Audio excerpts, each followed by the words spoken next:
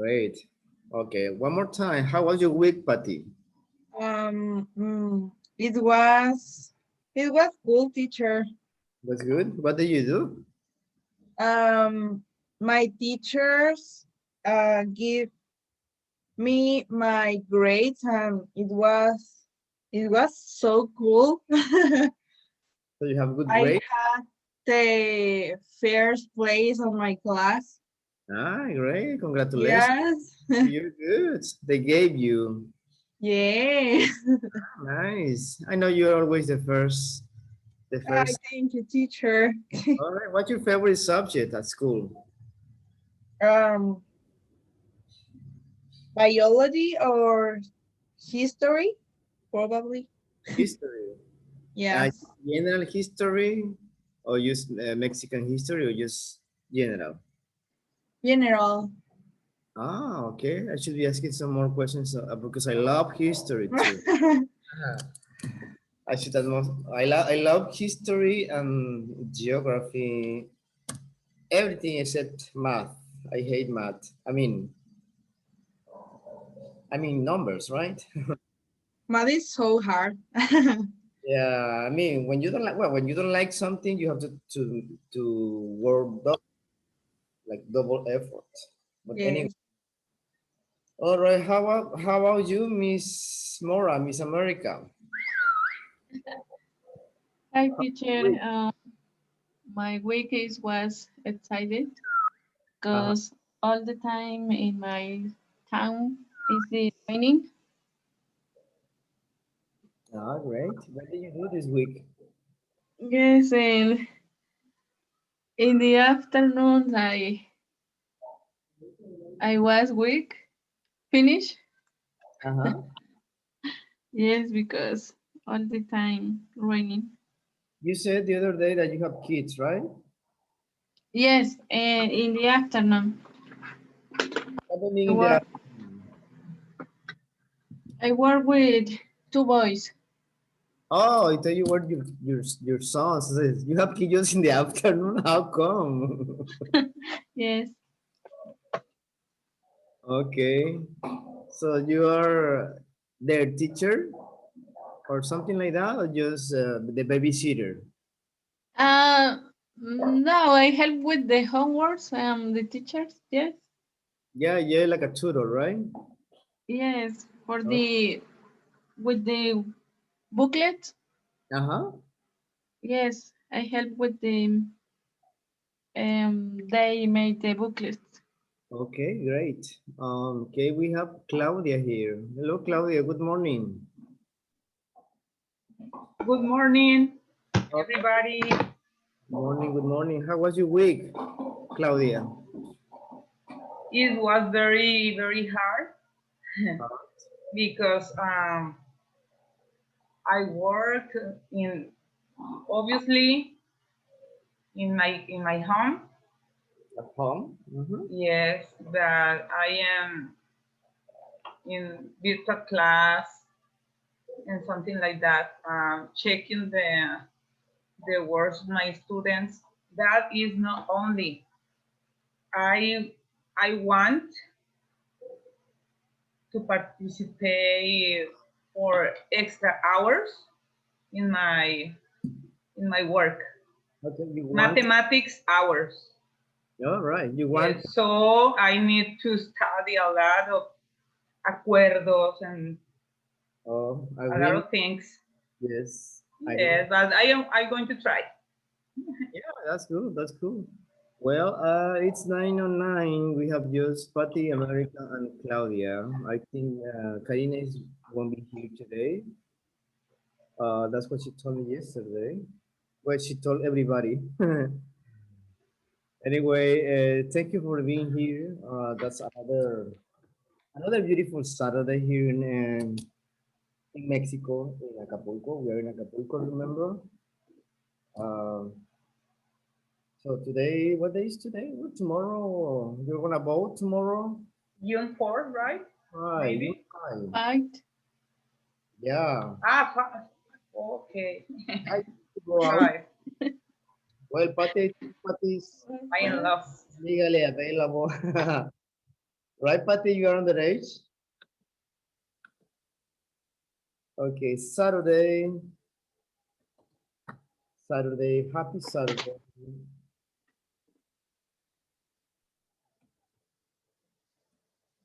June 5.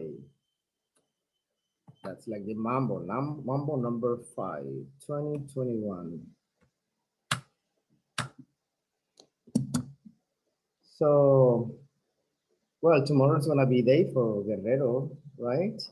We have this activity that we are voting. Well, I don't even know who's gonna who's my favorite, my candidate. I am not very into politics, so well, today we are hoping to finish lesson C. We have just the last part on lesson D, and then we have a little review. After that, I prepared some review from unit 1, 2, and 3, and then hopefully for next week's gonna be your exam. We have oral exam, we have written exam. Today, do not forget, please attend Mr. Chavez is joining us for a master class, a psychology, which is a kind of psychology. He's gonna talk about the mindset. So it's gonna be interesting. He's been in every classroom, in every session. So please, well, he's coming at 10, so you are gonna be here. How are you doing with homework? Patty sent me her homework today. Yes, today. Yes, sorry. No, it's okay. If any time, just don't forget Sundays we are off. Sundays. So no work on Sundays, no homework, no unless it's an emergency, right? Because it's the only day we have to enjoy our families. Claudia, how are you doing with homework? Because you have a lot of things. Yes, I was doing my English homework too. Yes.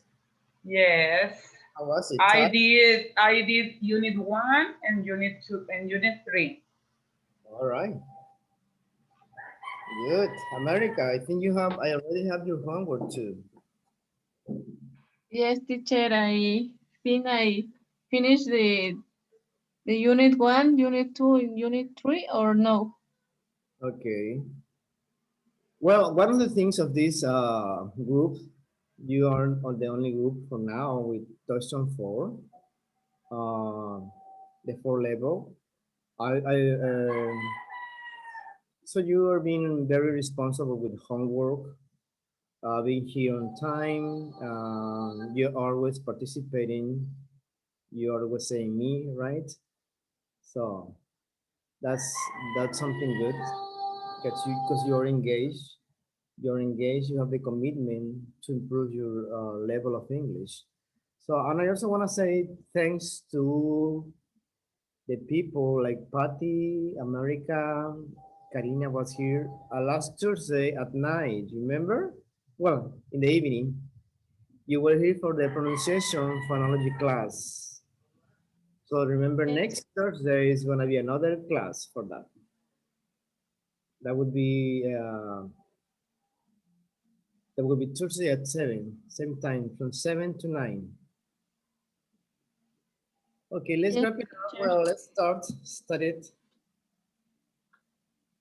Um, as I said, we are going to leave to finish lesson C. Well, first unit 3.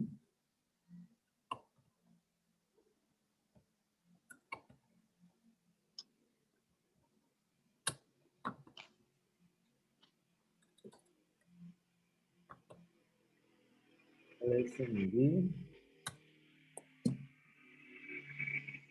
We have the online book, online session. That means we have to check the book online, and then we have a review today.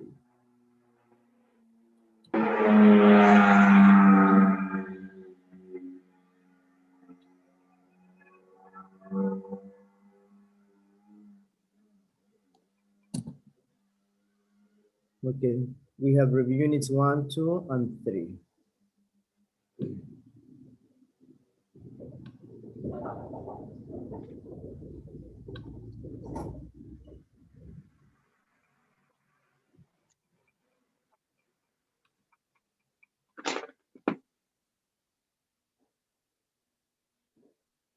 All right, can you see the page? Yes. Yes, yes. Okay. Has anybody of you tried to log in into the Cambridge platform? Or not yet? No yet, teacher. Okay.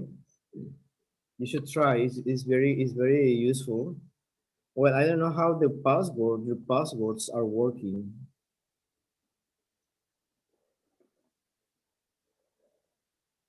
Okay, let me just try to log in here.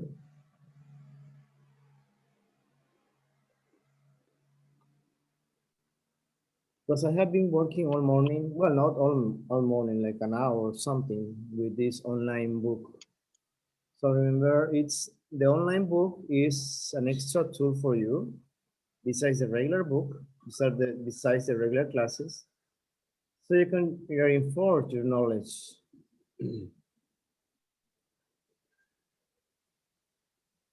Okay, we have here Unit 3, Lesson C, to be honest. In this lesson,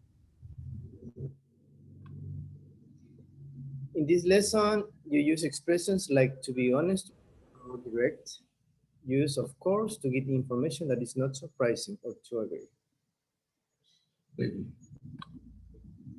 Then we have the summary. We have the vocabulary and techniques, not techniques, but what you have to do during this lesson. Vocabulary like leaving, feel homesick, go back home, remind you of home, etc. You have other words, abroad, absolutely, certainly, definitely, honestly, just, of course, in fact, to be honest, to tell you the truth, etc.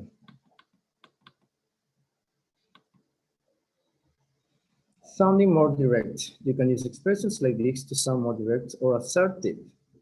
Absolutely, certainly, definitely, really, actually, honestly, in fact, to be honest, to tell you the truth. Similar words.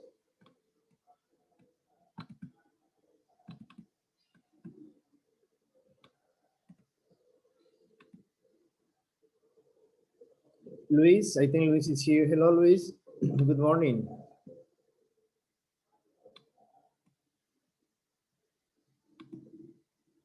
Morning. Okay, good morning. Good to see you here.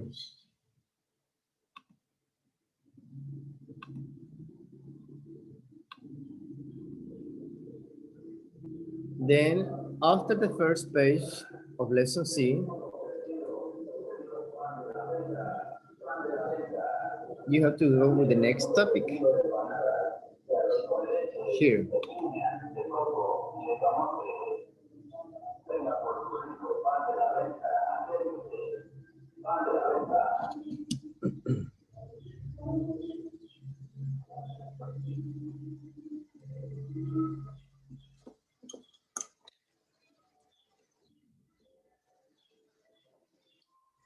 You just have to be sometimes patient, a little bit patient, because the disconnection sometimes is kind of slow, but it works.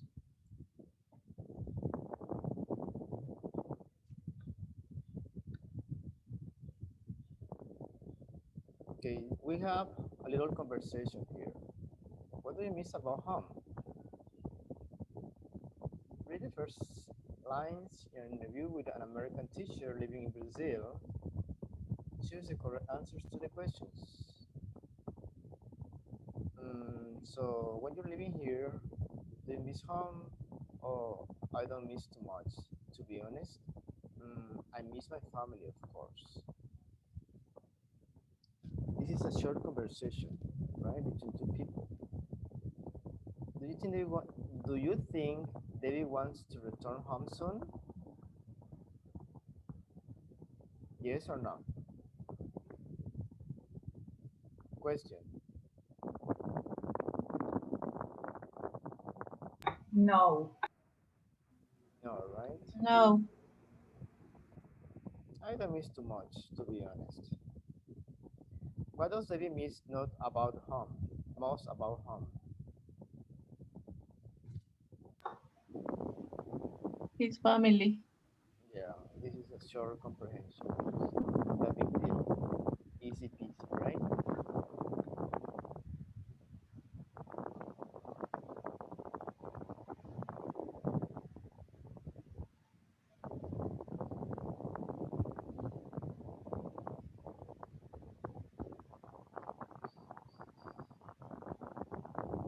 We have the conversation strategy, like in the book, sounding more direct.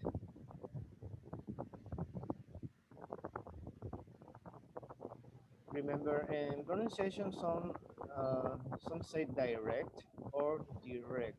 Either one is fine.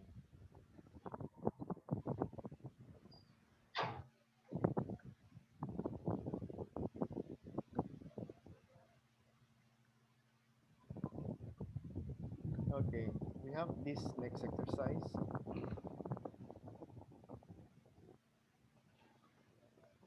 Read the notice box, then read the conversation, select 6 expressions David uses to sound more direct. You have here on your right side, notice that when David wants to sound more direct or assertive, he uses expressions like this.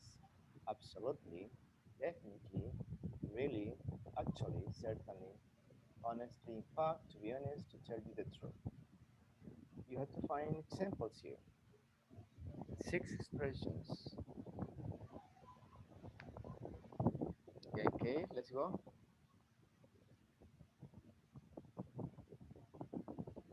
Do you see in the first sentence?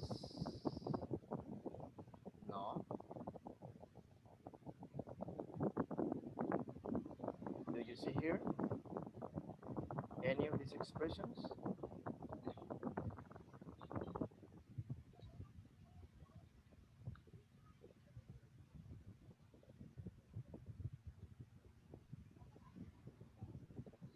See, you have expressions here. You have to find 6 here. Yes, teacher. To be honest, To be honest, you have the first one.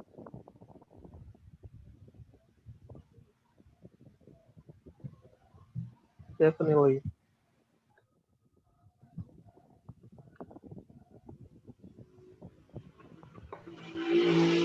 Absolutely. Absolutely. Yes. Actually. Actually. Actually. Actually. Yes. Actually. Actually. Actually. Actually. Actually. Uh, okay. Please keep going.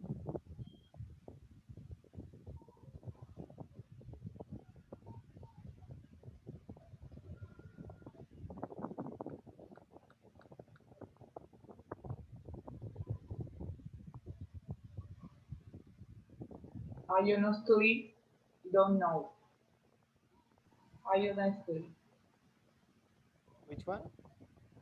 I honestly.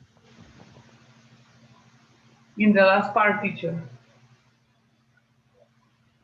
You have In honest. David, in the last part, in fact. In In fact, fact, too. yes, you have 1, 2, Okay. 3, 4, 5, 6. Check answers. Yes, 6 out of 6. Good job. You can say Mm. okay, or you can start again, right?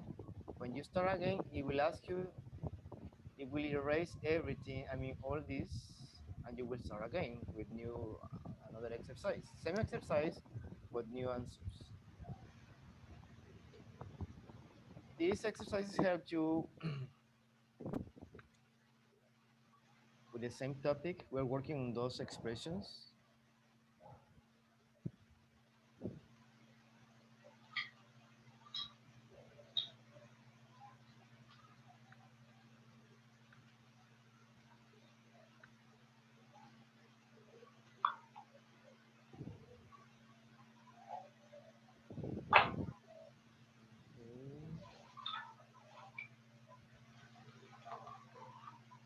That should be, if you don't have the password yet or your username, well, I asked teacher since yesterday about that to see if they are already working or not. So you should log in this week to see how it works. But remember, we have to continue working on the book, the regular book.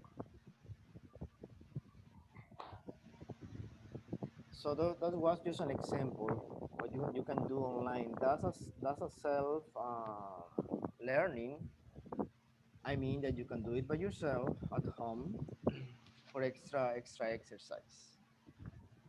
I think Judith, are you here? I am here. Good morning. Good morning. Oh, okay, te levantaste, chica. Okay, good morning, good morning. Good.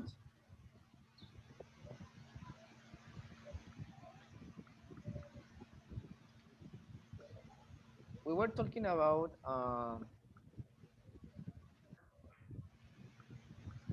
remember last class we practiced this. So it's the same what we have in the book, on the online book.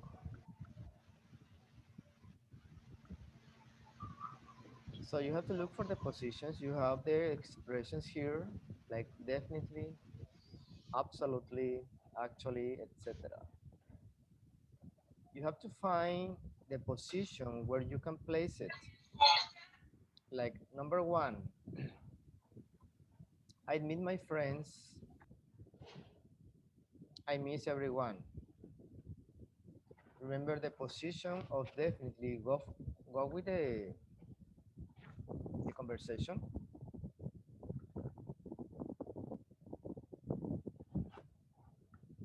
Here, how they place.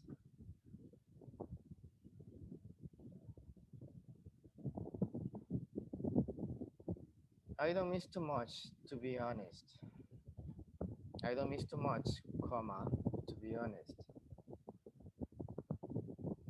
But I definitely don't. Definitely is before don't. I is between I, it's the subject, the pronoun, and the auxiliary, that's don't.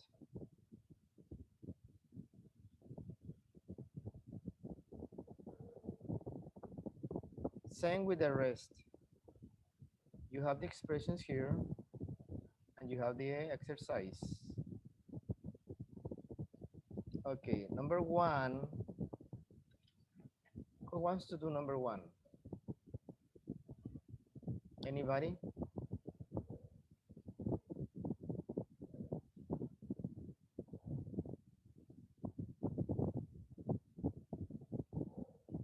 Me. Yes, Patty, please. I definitely will miss my friends. Yes.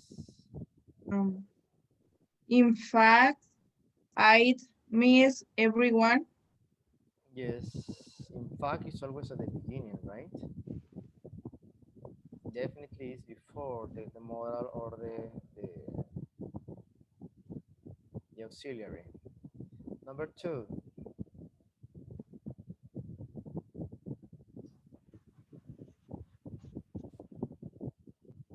Me. Yes, who did? A ver. Certainly, I wouldn't miss the weather. Certainly. Really, certainly, but really, I would miss the food. All right. Good. Number three.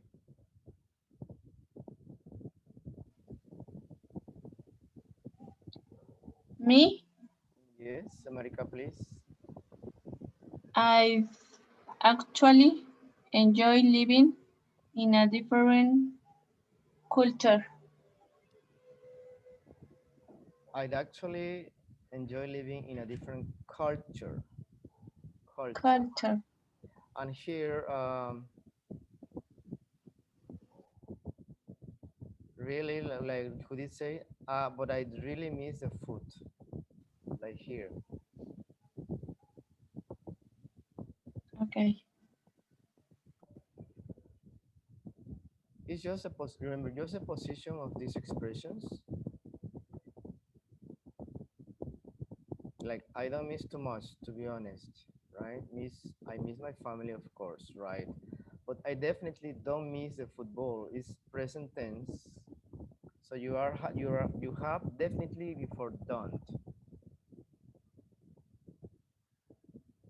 Here, as you see, absolutely is after I'd.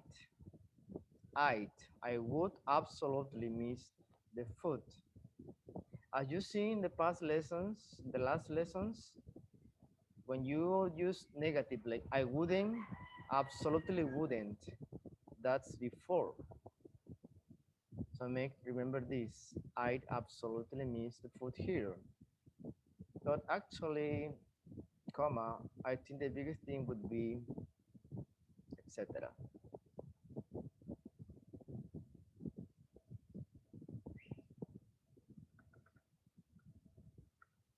Okay, let's continue. Number 4. Me, teacher. Yes, Claudia, please. To be honest, learning the language will be a challenge. Yes. Number 5.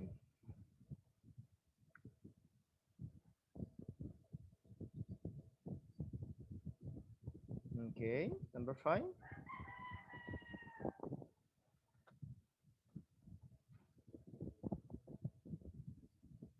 To tell you the truth, I wouldn't miss the lifestyle here.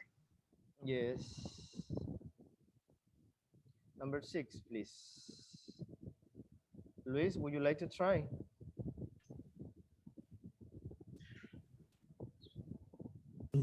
Yes, teacher. Um, I think I honestly be scared to go abroad of my own. Yes, I think I'd honestly be scared to go abroad on my own. Yeah, I still remember this number 6. I used to have the same thinking. I was afraid when I traveled by myself for the first time to Europe, to Italy. Well, I went to Rome and I was afraid. I was scared, so really. But it's a challenge sometimes. It's a challenge because, language is different. Italian, even though Italian is very similar to Spanish. Well, let's say, okay, I can do it. You can go anywhere. Of course, you have to trust yourself. If you go anywhere, um, I mean, do not be afraid. As I say, it's a challenge. Okay, we're going to talk about this word. Remember, at 10, teacher Mario, the director, is coming, is joining us for a few minutes. I think it's about 30, 40 minutes or something like that. So I think he's gonna be using from 10 to 11, and then we are having a break. But you should be paying attention to him because it's gonna be very interesting. The topic about the mindset. So anyway, let's continue, please. We're going to talk about this, of course. You know the word, of course. Of course usually means this idea is not surprising. It's what you expect.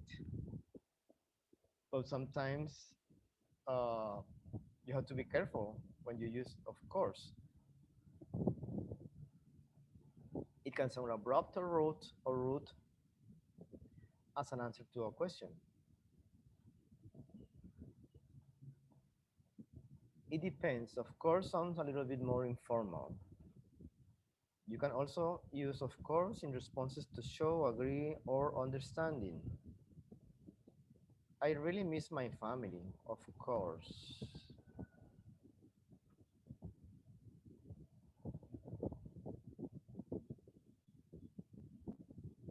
Of course, is one of the top 50 expressions. So Americans or people use that word a lot in every conversation. Of course. Well, I use of course a lot too. When someone tells you thank you, I always say of course. Because of course is another way to say, instead of saying you're welcome, because we say you're welcome so many times, like you're welcome. Of course. For me, of course is okay.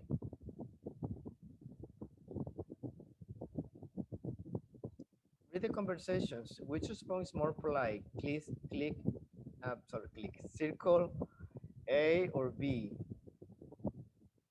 Okay, Patty, can you read number one, please? Yes. Do you think living in another country will be exciting? Okay, let's choose A or B. America, what do you think? I feel letter B. B. Luis, what Yes. do you think? I think letter A. A. Yes. Remember, which response is more polite? Because Oh, both are correct, remember. They are correct. But which one is more polite? There's no wrong answer. So America said B, Luis said A. Who did? What do you think? A or B?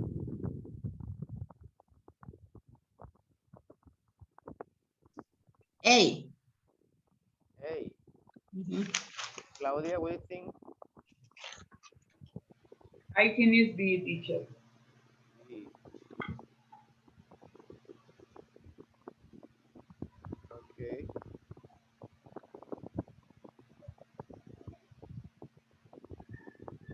Okay, we have four, two A's, two B's. Who's missing? Patty? A or Letter A. A?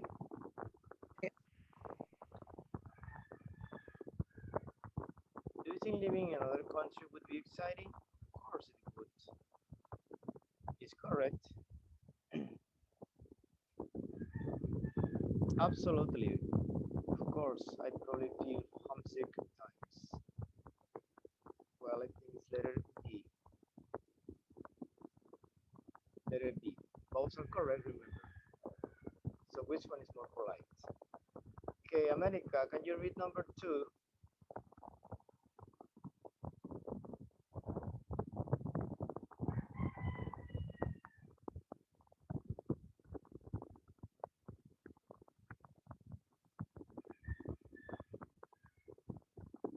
America, Yes, teacher. number two? Would you learn all about country before you went? Letter A. Well, I guess I'd like to know all about its culture and, of course, its traditions. Letter B. But, of course, you really should learn something. What's your choice, your pick? A or B? Letter A. Letter A. Okay, Patty? A. Okay, Claudia? A. Luis? A teacher. A? Yes. A. Okay, who did? Letter A. Yes. Remember, those short answers are not very polite, right? It's kind of the key. Of course, when you are polite, you try to get more information, a little bit more detail about the question or the answer. Number three, Luis, would you Please read it. Would you take something which will remind you of home? Remind you of home? Yes. Letter B. B. Probably. Probably. Maybe a photo of my bird. Of course, I couldn't take the bird with me, but Yes. Okay. It's 1B. Claudia, what do you think? Letter B. Letter B. Okay, we have two B's. Patty, B. B. America, B. yes. Who did? A. Letter A. Letter A, of course, something short, okay. As I said, there's no wrong answer, of course, but it sounds like too abrupt. Like here. It can sound abrupt or rude as an answer to a question. Remember, we have this thing with of course, I would like to go. You can say of course, but you need to add more information, more detail. All right, this is not. I was checking this exercise. It's you have to pay. Let me see.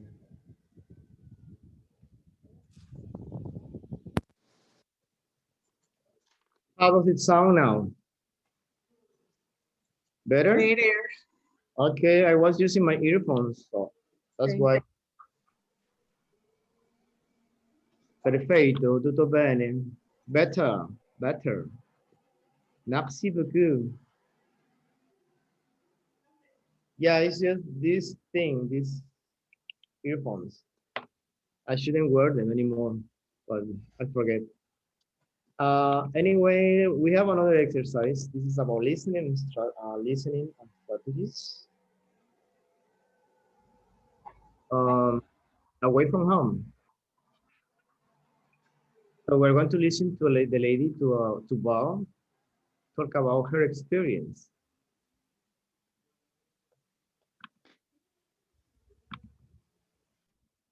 You have some questions here.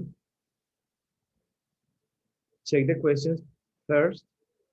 Why is she living away from home? What has been challenging for her? What has been going well? How does she keep in touch with family? When? Then second listening is gonna be about the same listening, but different questions. That's gonna be about him, about his friend, her friend.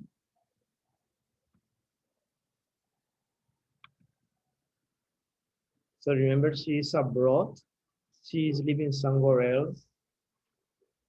You will hear the reasons why, and you will hear her experience of living in another country. Page 27. 3. Listening and strategies. Away from home. A and B. Listen to Val talk about her experience. So how do you like being an exchange student, Val? Well, to be honest, it was kind of hard at first. I mean, it's so different here. I mean, student life is so different. Of course. But I think I'm really settling in more now. Well, that's good. So what was hard at first? Well, my host family's really nice. But to tell you the truth, my host sister and I don't have a lot in common. Really? Well, that can happen. Yeah, I mean, she's really nice and everything, but she's into fashion. Shopping is her main thing. And I guess I'm more into sports and being outdoors, that kind of thing. So it's not easy to find things to do together. No, but that's okay. I joined a soccer team and got to know some people who play tennis. And actually, Lily, my host sister, and I have gone to a couple of concerts together. So actually, it's okay. That's good. So, do you get along with the rest of the family? Oh, absolutely. They have a couple of little boys who are really cute, and the mom and I cook together a lot.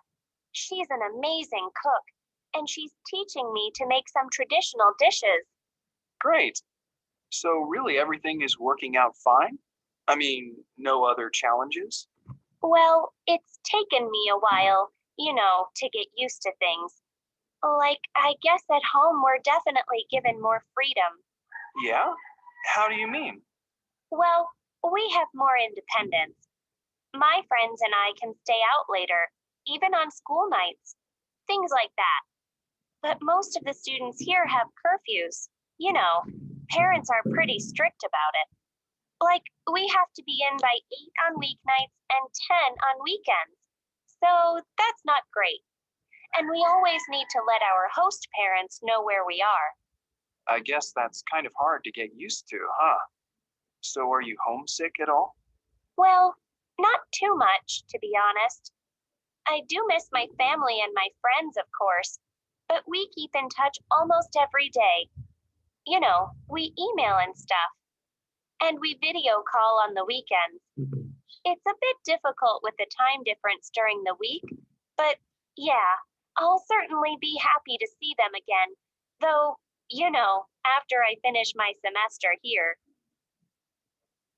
Okay, great. Now, listen one more time and take notes. Remember the questions. You have four questions. The reason why she's living abroad and the other questions.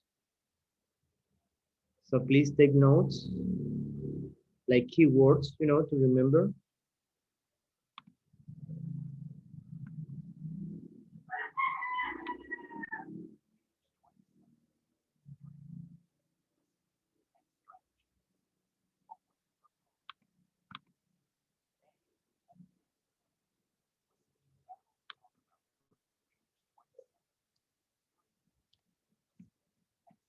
Hold on, please.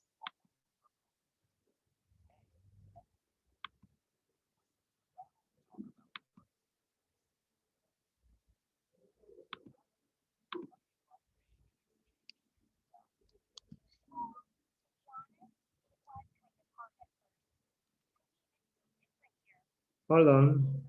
It's just the volume.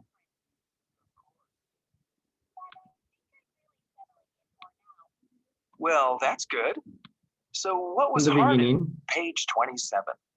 3. Listening and strategies. Away from home. A and B. Listen to Val talk about her experience. So how do you like being an exchange student, Val? Well, to be honest, it was kind of hard at first. I mean, it's so different here. Student life is so different. Of course. But I think I'm really settling in more now. Well, that's good. So what was hard at first? Well, my host family's really nice. But to tell you the truth, my host sister and I don't have a lot in common. Really? Well, that can happen. Yeah, she's really nice and everything, but she's into fashion. Shopping is her main thing. And I guess I'm more into sports and being outdoors, that kind of thing. So it's not easy to find things to do together. No, but that's okay. I joined a soccer team and got to know some people who play tennis. And actually, Lily, my host sister, and I have gone to a couple of concerts together. So actually, it's okay. That's good. So, do you get along with the rest of the family? Oh, absolutely. They have a couple of little boys who are really cute. And the mom and I cook together a lot. She's an amazing cook, and she's teaching me to make some traditional dishes. Great. So really everything is working out fine? I mean, no other challenges? Well, it's taken me a while, to get used to things. Like, I guess at home we're definitely given more freedom. Yeah? How do you mean? Well, we have more independence. My friends and I can stay out later, even on school nights. Things like that. But most of the students here have curfews. parents are pretty strict about it. Like, we have to be in by 8 on weeknights and 10 on weekends. So that's not great. And we always need to let our host parents know where we are. I guess that's kind of hard to get used to, huh? So are you homesick at all? Well, not too much, to be honest. I do miss my family and my friends, of course, but we keep in touch almost every day. You know, we email and stuff, and we video call on the weekends. It's a bit difficult with the time difference during the week, but yeah, I'll certainly be happy to see them again, though, you know, after I finish my semester here. Okie dokie. We have, well, I hope you have the answers. It's a little bit longer than usual, but first question is, what is she living away from home? Well, I mean, what is she living in a different country, in another country? Does anybody have the answer?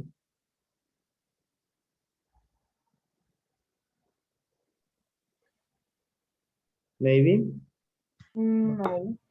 For the school teacher or I have number 1, teacher. Okay, who wants to answer number 1? Claudia? Yes. Question. Why is she living away from home? She's studying. She's studying. I hope you hear the word, she's an exchange student. Do you know what a exchange student is? Yes.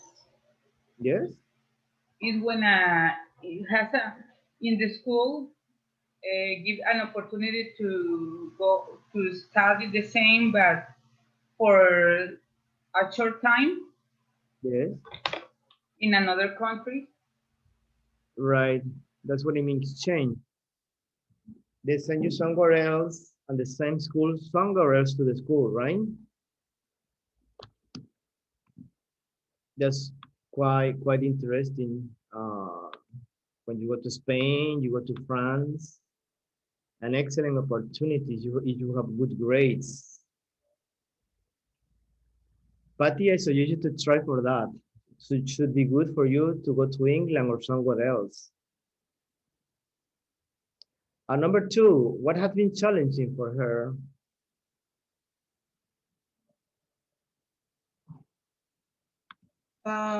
I have also is different, especially as student. She has freedom, but her friends are not. She has freedom, but Yes, her friends are not. her friends don't. Yes. Okay, what do you think? Let's see, America?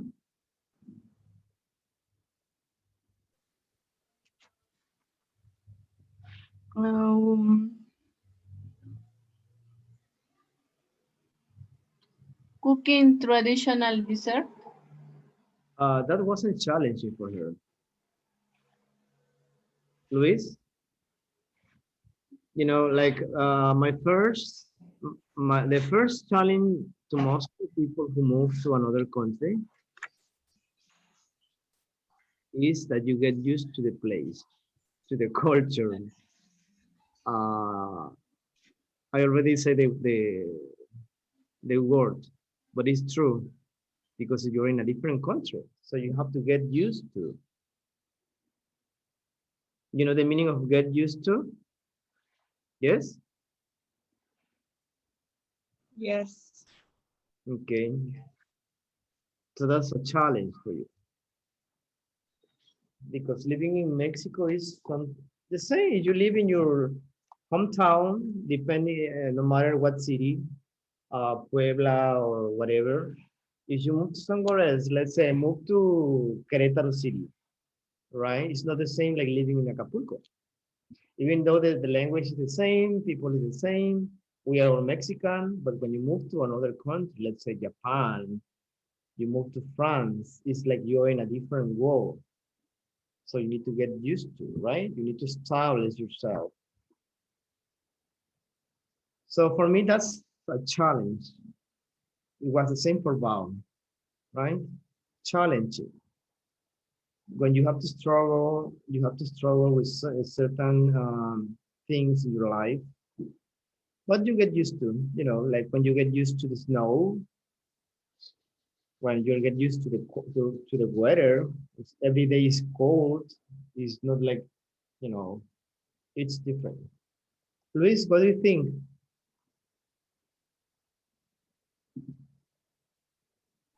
About what, teacher?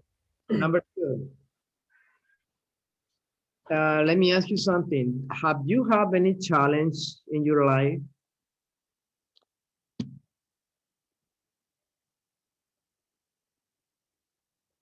In my life? Yes. I don't know. Something challenging. This is because I need you to understand what challenging is.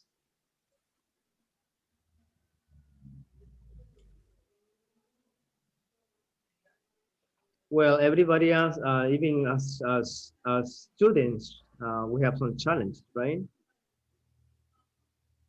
So we need to fight this. We need to skip that for that challenge. And of course, I'm talking about that. The next class, the master class is about that, the mindset.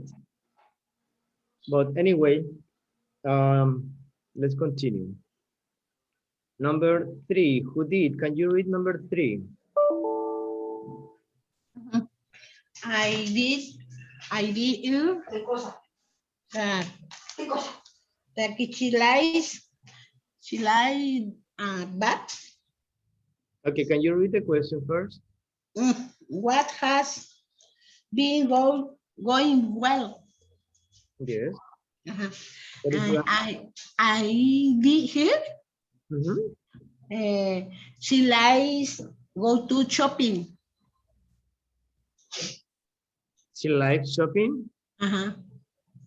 Yes. Okay. I did here. Uh, let's say, Claudia, what do you think?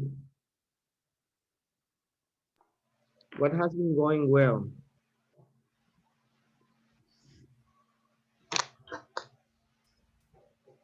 What has been going well? Hmm, maybe, I don't know, maybe the sports Yes. and have fun with the sister host. Can you repeat, please? Um, do do sports, Yeah, like doing sports or outdoor sports, right? outdoor sports, and get well with the parents host, Getting along. getting getting along.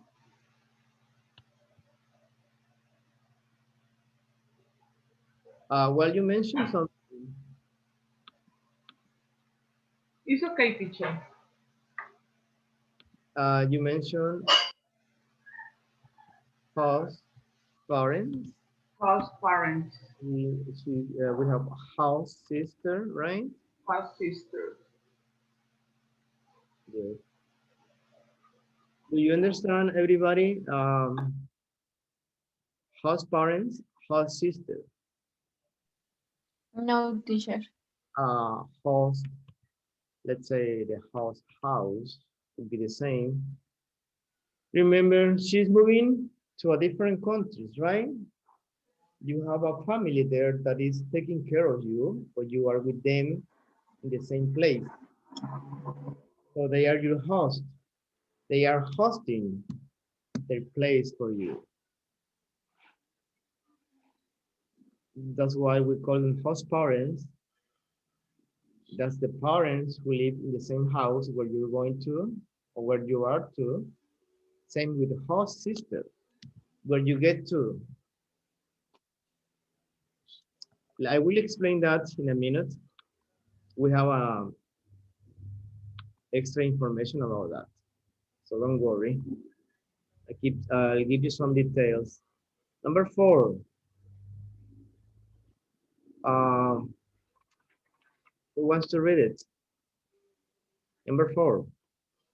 Me, Patty. But How does she keep in touch with family when she keeps in touch her family almost every day by chat, email, etc.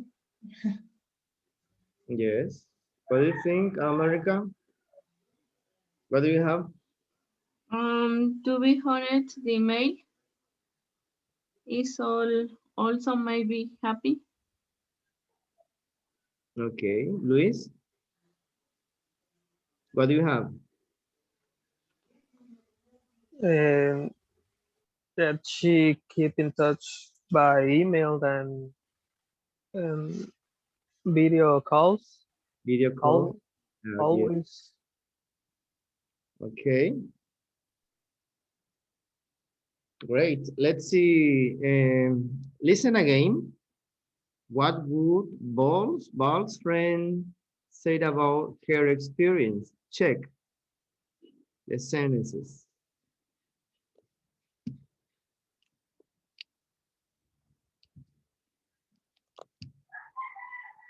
In this case, we're going to talk about him, Ball's friends. But remember, the question is would. Is something that he would say, not something that he says. You know the difference. When we're talking about in simple present or present tense, something that he says, that you will hear the same word, no, something that he would say.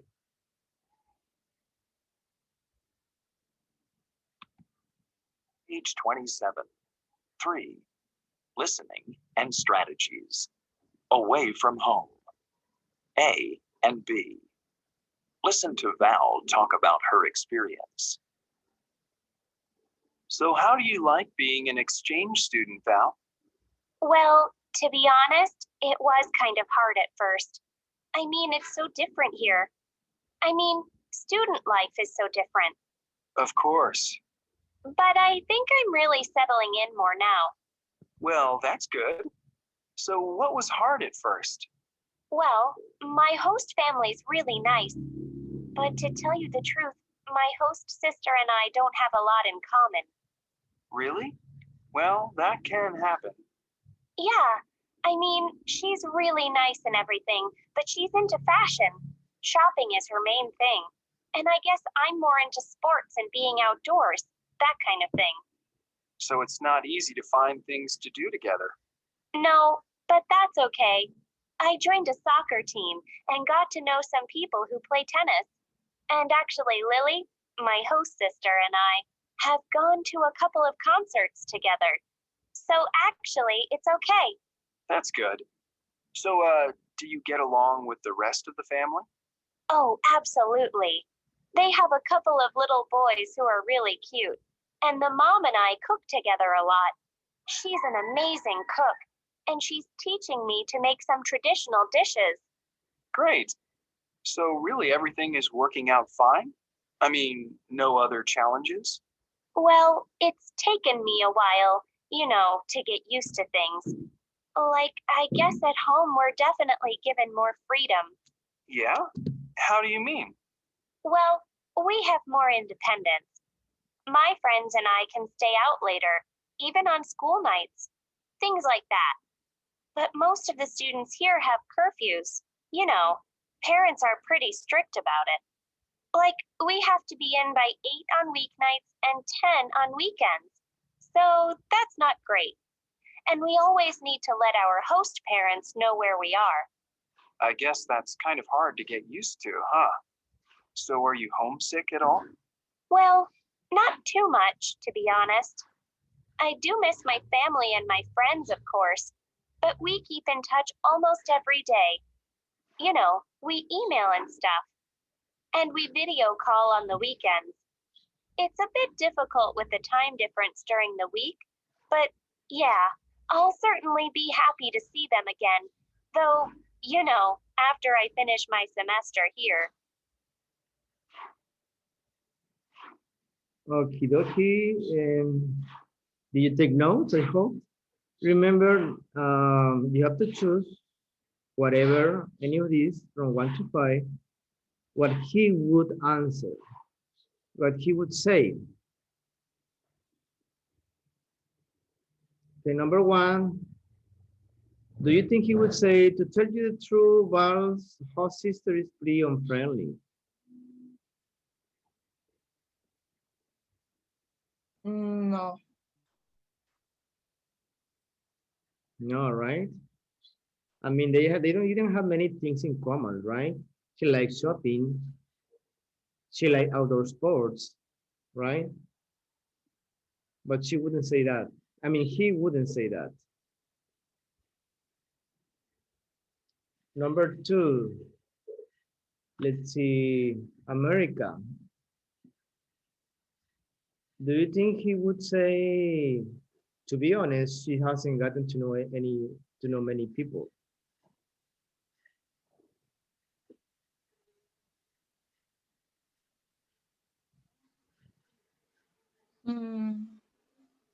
No. No, right? Because she had met a lot of nice people there, right? Yes. He's sociable. Yes, he's sociable. He likes to make friends. Okay, number 3, Luis, what do you think?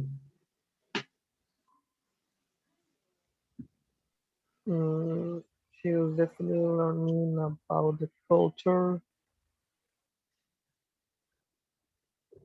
Mm, I don't know. I think no. Do you think he would say that, Val's friend? Because she's learning how to cook, many things. You say he wouldn't say that. Yes. Who did? What do you think?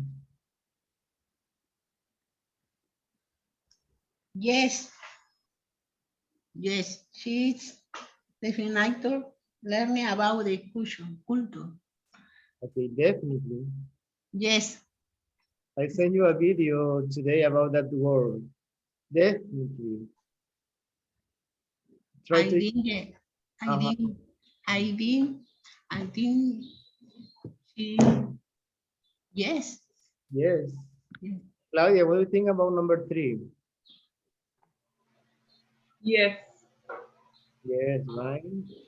Patty? Also, yes.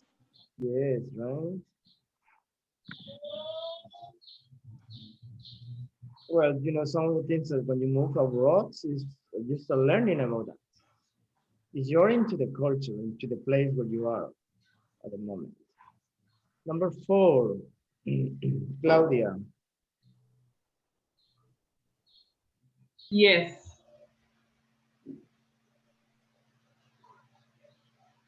Of course, she doesn't like having to be home at 10. Yes. Just weekend, right? She has to be home at 10 on weekends. Oh, okay. That's one of the thing that she doesn't like. Opposite when she was living in his country, his place. Uh, America, what do you think about number 4? I think yes.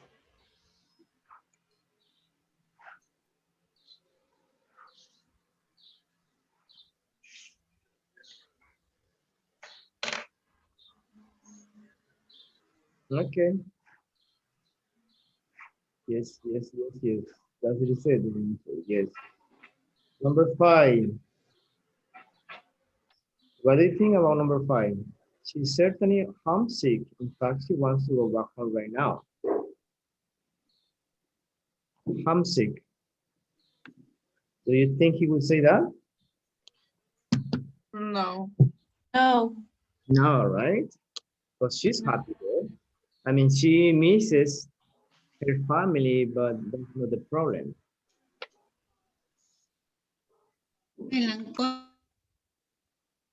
Right.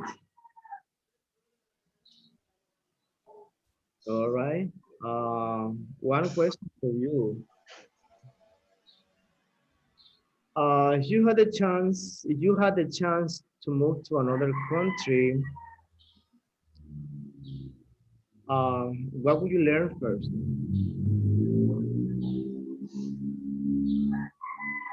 If you had the chance to move to a different country, what would be the first thing that you would learn?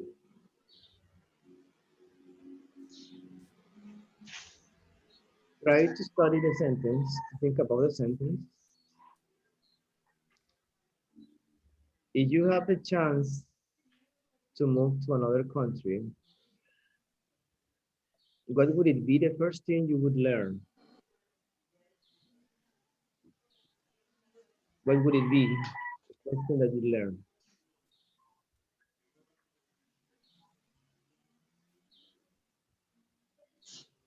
The food. Say it again, Luis. The food teacher. The first? The food. Oh, food. Yes, of course, because that's something that we do every day, right? The food is different. Yes. Depending on the country, like US, if you go to a place where you have where there are many Mexicans, you can find the same food, but it tastes a little bit different than here. But if you go to Italy, France, or somewhere else, well, you know the food there, you know the gastronomy of Italy, France. Maybe you go to India, Indonesia, Thailand, Africa, somewhere in Africa, like Morocco, Angola, etc. Anyway, I think Julio is here. Julio, good morning, Julio. ¿Te dormiste? Where were you? Morning. How are you? I'm How, fine. Fine, teacher. how is it going? And you? I'm good. I'm good. What? I'm good. Okay, great. What It's happened? good. Did you work last night? Nothing. Oh, because I said, well, where's Julio? Well, Julio is not here. Gabi is not here. What happened to Gabi, Patty? Okay? Yes, it's okay. He is sleeping. Yeah. Really. Who else is missing today? Marla. Marla, Rosa Isela. Okay. Give me 1 second, please.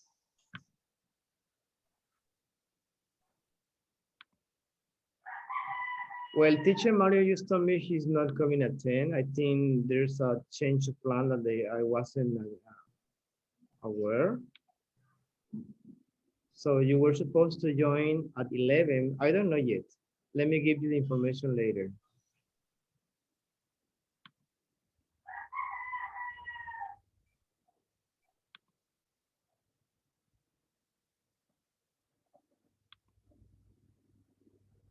Okay, give me just 1 second.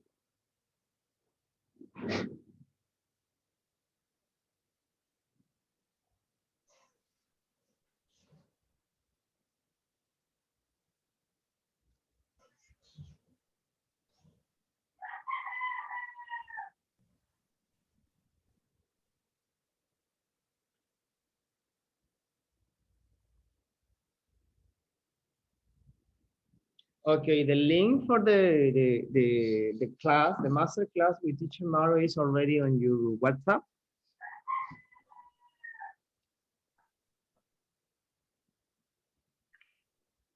And this is gonna be this is the time.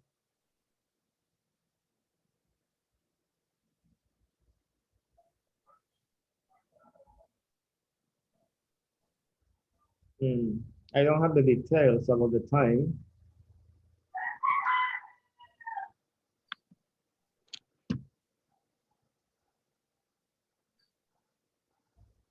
Okay, I am logging in. I am also I am signing in the Cambridge platform, so I can show you something else about that lesson. We finished lesson C now, so we have time for lesson D. Lesson D is short, and then we have the review.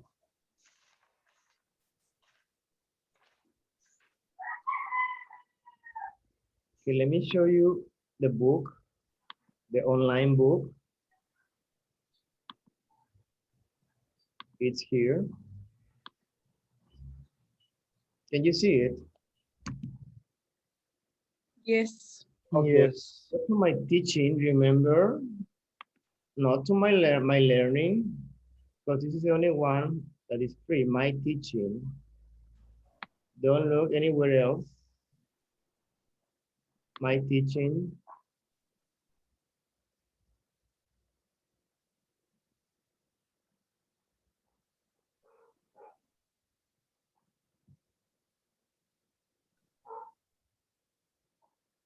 You have English access here. This is English access account. You have all the books here. Let's go to level 4, 2002, second edition.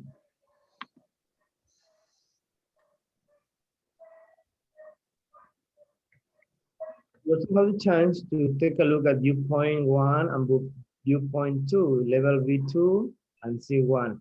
In case you're interested in knowing what's gonna be about.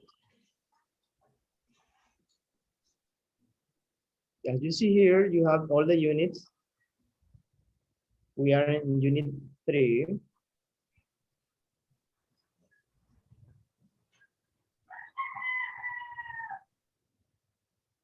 You have the review, and we are going to finish unit 3. Here, show all. Let's go to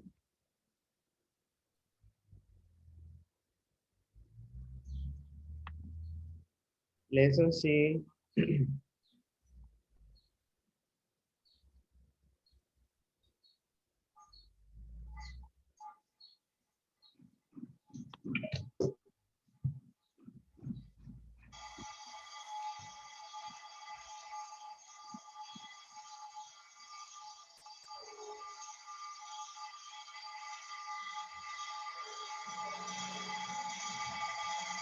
There is some point.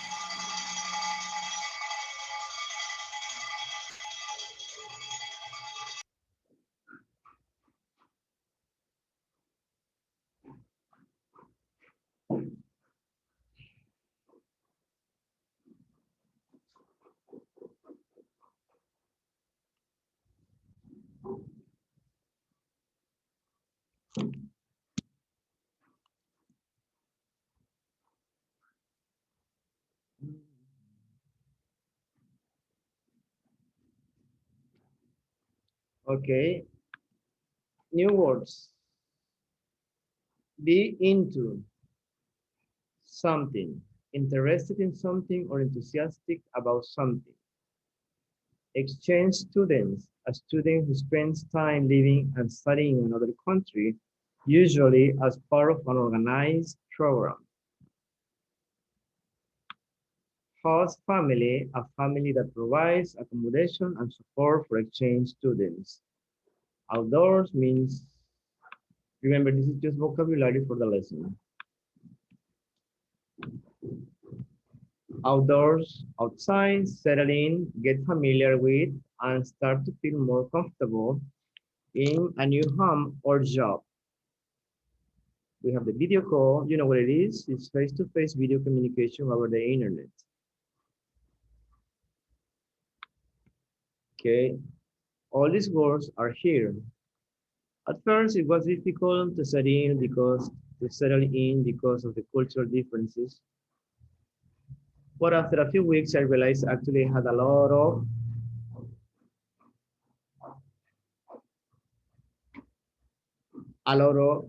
I had a lot. You have the words here. You need to drag the word from here to here. Which one will you use? Which one will you pick? Here.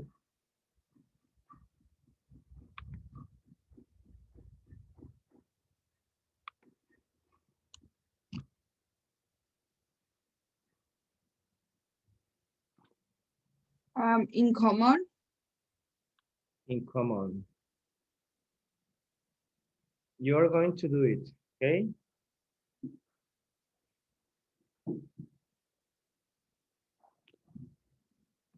Okay, let's see one by one.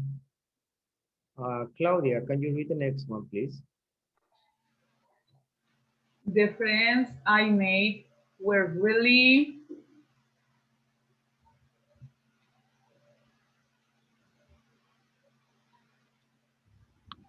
were really outdoors, Outdoor? hiding and yes, outdoors, hiding in mountains, biking. So of course I spend most of my free time. Okay, free time outdoors. Free time outdoors. Really, I don't know, maybe into. Into, yes. You have the definition here of be into, interested in something or enthusiastic about something. The friends I made were really into hiking and mountain biking, so of course I spend most of my free times Outdoors. outdoors. Okay, Luis, Jody here. Yes, I definitely learned a lot, but I miss it, my family. In fact, I was so homesick that I video called them every day. Okay, this is missed, not missed, missed. Missed, okay. All right, who did? Oops, The concert. who did? Are you there?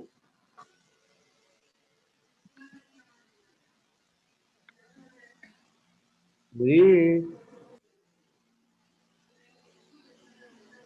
No, I don't think so. Julio,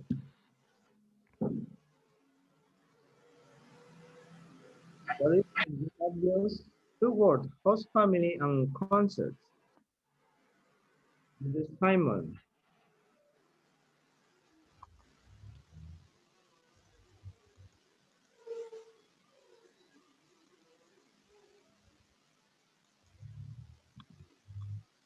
Yes, Julio, are you there? Sí, Oh, yes, yes. Perdón, es que estaba con el micrófono apagado. The host family The host family. I stayed Mm-hmm. with was really cold. The parents weren't strict at all, so I could go to concert Are you in the night. last word? Yes. Remember this Mm, word? Can you say again this word, Julio? like Julio?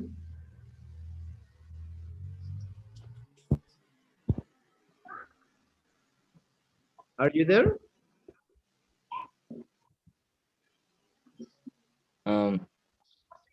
Me? Yes, Julio. How do you say this word? Cool. That's cool. Okay, check answers. 7 out of Okay. 10. Great job. Okay.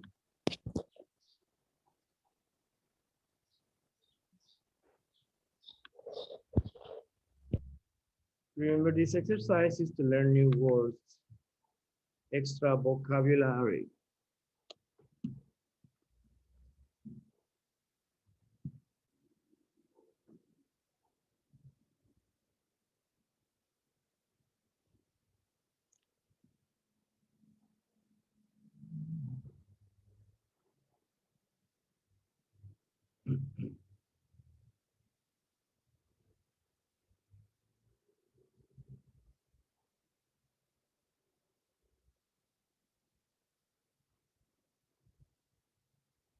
Okay, let's continue.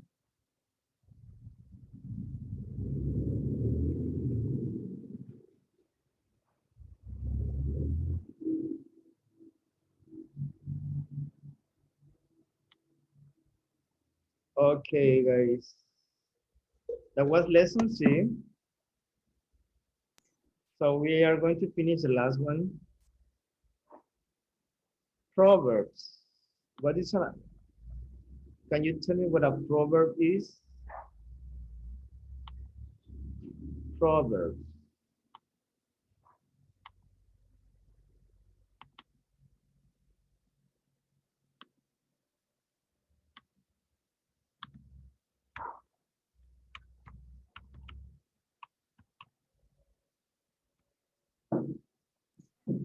Who has an idea what proverbs are?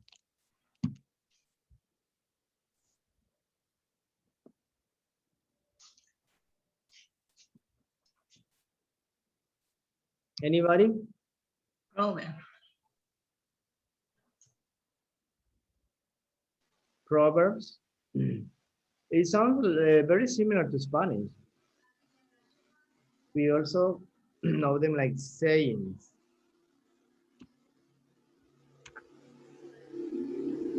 Sentences about reflection, Yes, the life. something like that. Okay, does anybody know anything, any proverb? Well, you cannot do it in English, you can say it in Spanish. It's like refranes in Spanish. Yes, could be, it's similar.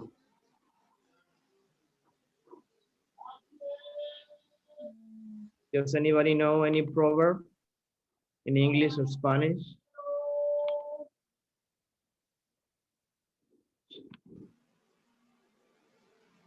No? Anyone? I believe I can fly. You believe you can say? Yes. Okay. It's like matar dos pájaros de un tiro. Some, yes, is something like that.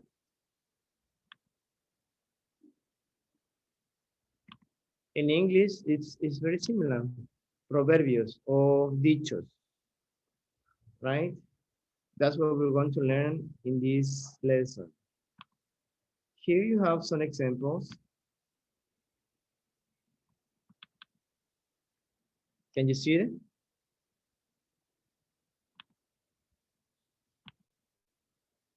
Yes? Yes. Famous proverbs. A proverb is a saying that can be 1 or 2 lines long, which is generally known among the people or among people. Sometimes they say it's a metaphor, right? A metaphor gives you the meaning of something. We have the first one. A chain is only as strong as its weakest link. A picture is worth 1,000 words. Absent makes the heart grow fonder.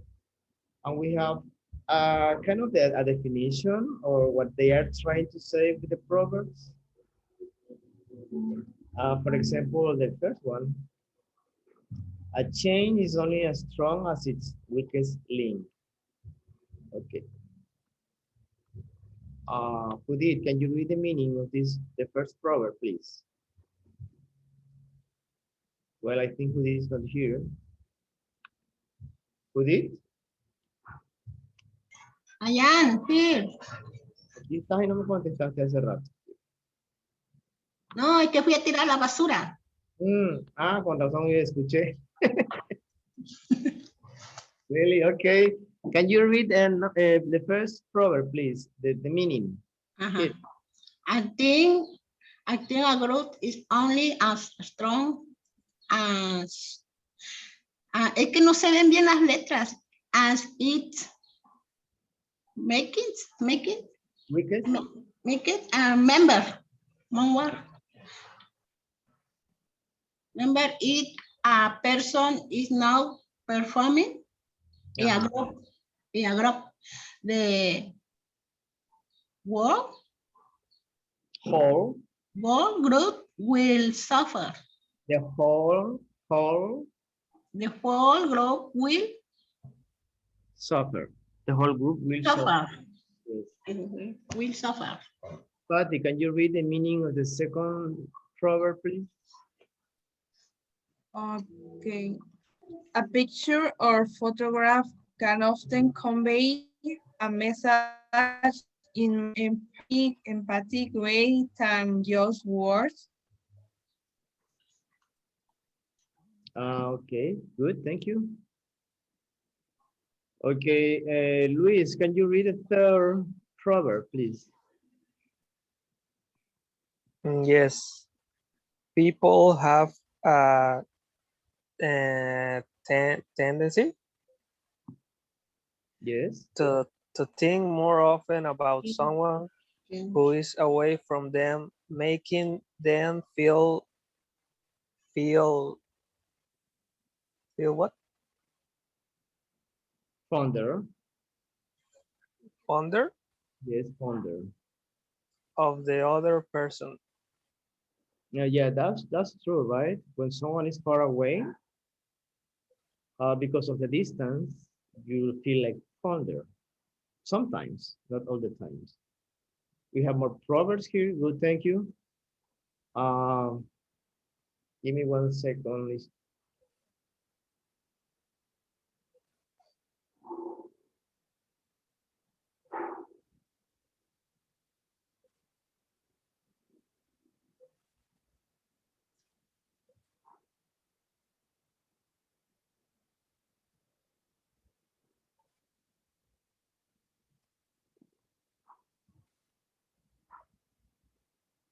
Okay, we have more proverbs like a picture is worth 1,000 words. I will already mention that. All good things must come to an end. Action speaks louder than words. Beauty is in the eye of the beholder.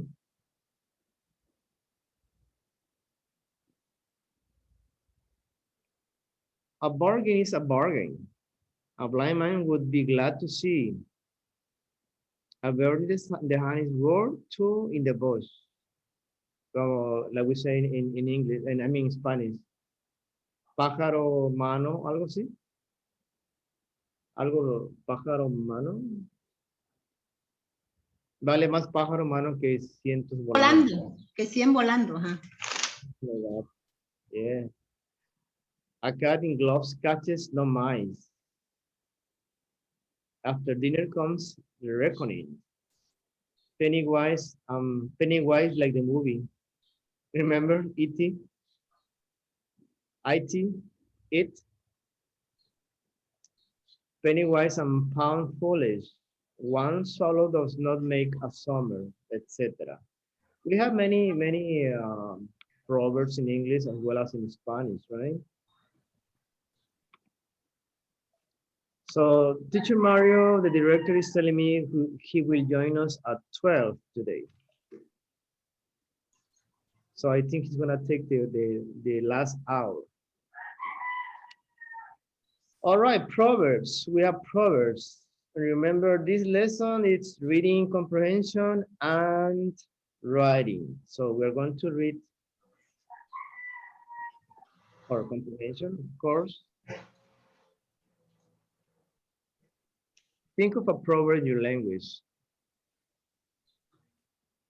Okay, who did? Think of a proverb in your language. Just tell me the proverb and when is this, and when is it is used and why. Es como camarón que se duerme se lo lleva a la corriente. What does it mean that? ¿Qué significa? In your word. Significa que si no se pone uno listo, pues pierde todo y los demás se llevan todo. Se quedó sin nada porque no se puso listo. Okay. Claudia, think of a proverb in your language. In Spanish. When is it used and why?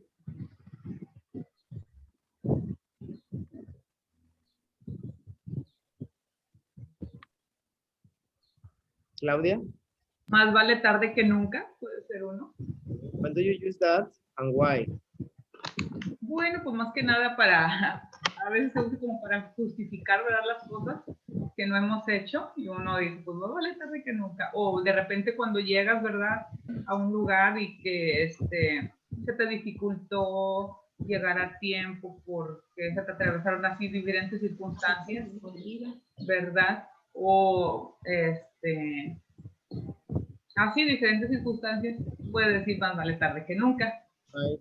Better later than never. Right? Okay, Patty. You are saying a proverb.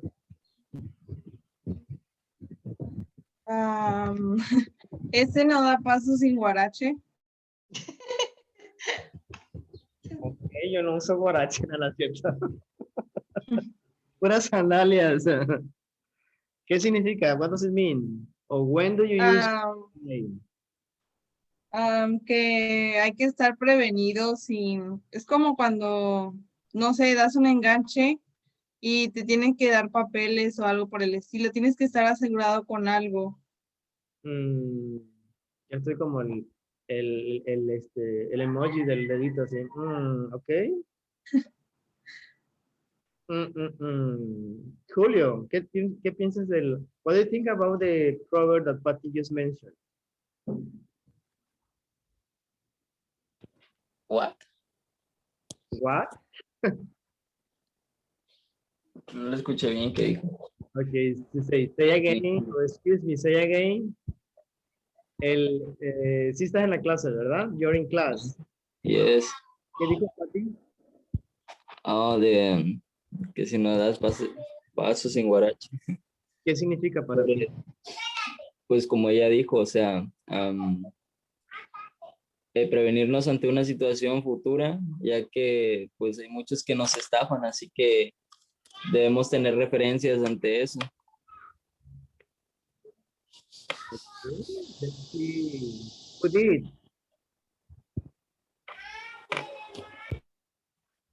This is a very popular saying in Mexico. Well, maybe some other part of the world. No das un paso sin guarache.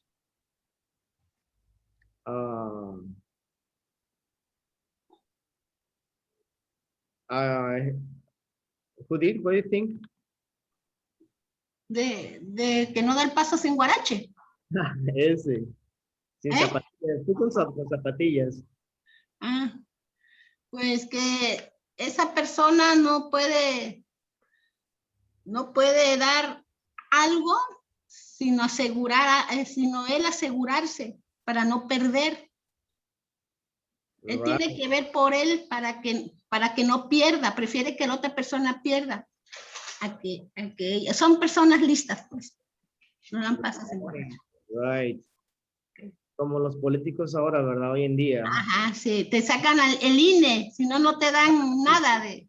Eso, porque tienen el plan de sacar un provecho.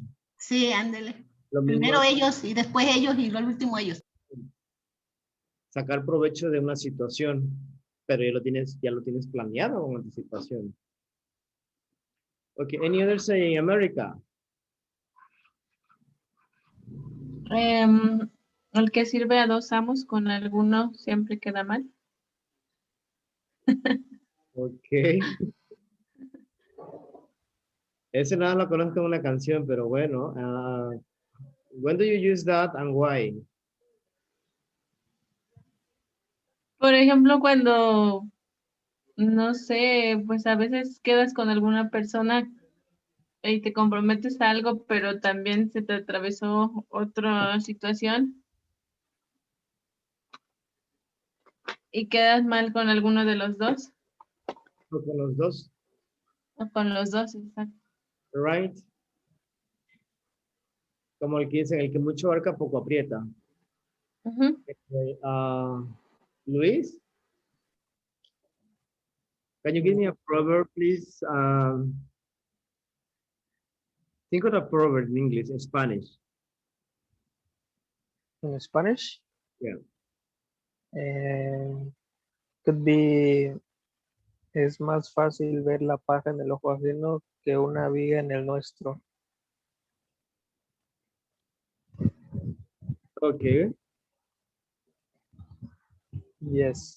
What would you say is the meaning of that? What? The meaning of that saying, that proverb. Ah, pues significa que es más fácil ver los errores de alguien más y no fijarse en los suyos. Right? When you criticize, right? When you judge Yes. people.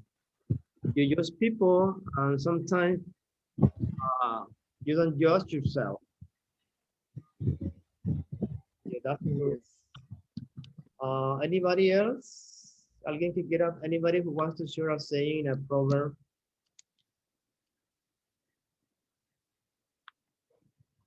No one? Okay. Read the article. That's the first thing. Well, reading tip. Read the first sentence of each paragraph. What do you think each paragraph will be about? Remember, you have to read the first sentence only in each paragraph.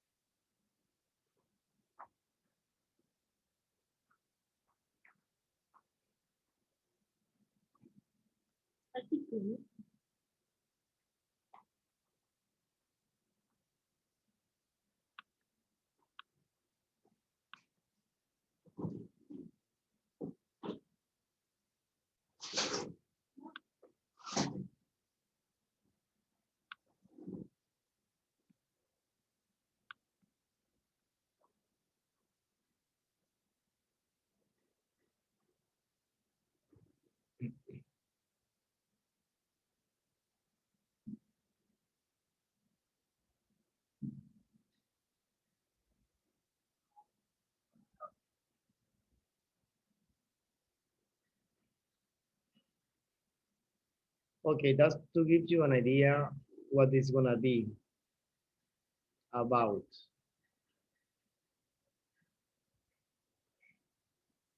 Do you have similar proverbs in your language?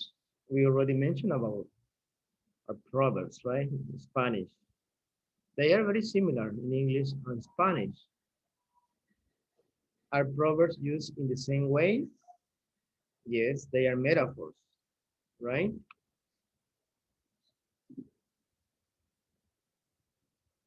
Metaphors. Let me write it here.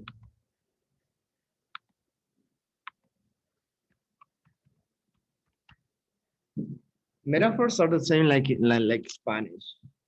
Metaphors.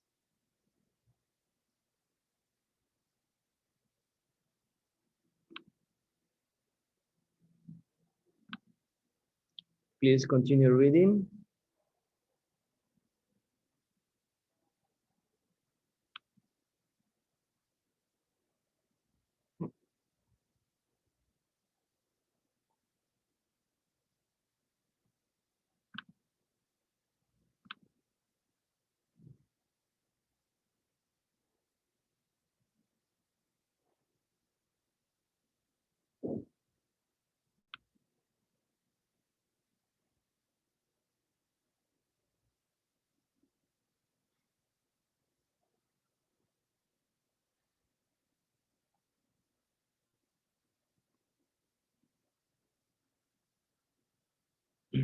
I normally read the first paragraph, the first line, and the last one. So the last one is quite interesting. So while Proverbs can help us grasp some universally shared wisdom, they also force us to recognize that life is complex and that there are no easy answers. The complexity of the human condition, as reflected in Proverbs, is yet another thing that is shared by people around the world. So remember, we have thousands and thousands of proverbs. Sometimes it's difficult to understand.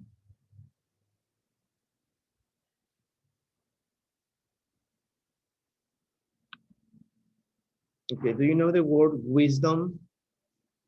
Well, tell me if you have any questions about extra vocabulary here.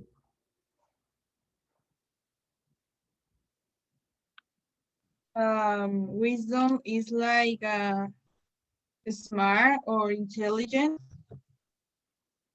Well, it's more than that. Wisdom is like a different level. Usually all people, elderly, they have wisdom because they have experience, right? Like your grandpa, your grandma, they have wisdom, right? They are wisdom. They give you good advice or they have good knowledge about life. So you can be, maybe you're not intelligent, but you are wisdom. Well, it's related in some way.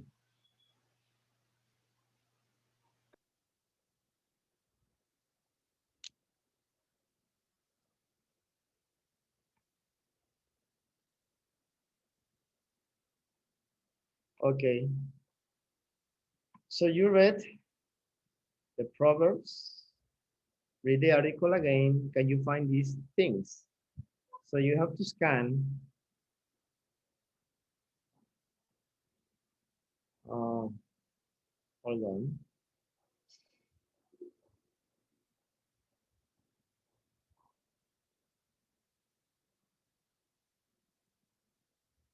You have to look for a specific information.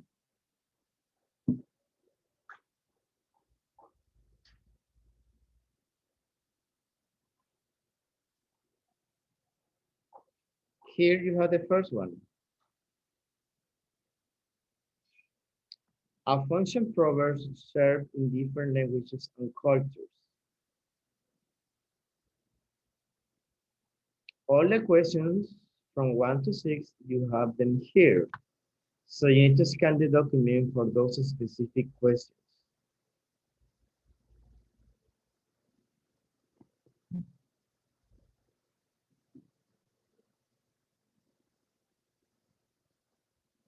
As you see, well, or as you know, in most of the reading comprehension questions, number 1 is at the beginning, number 2 is right after number 1, number 3 is after number 2, and it goes like the same sequence.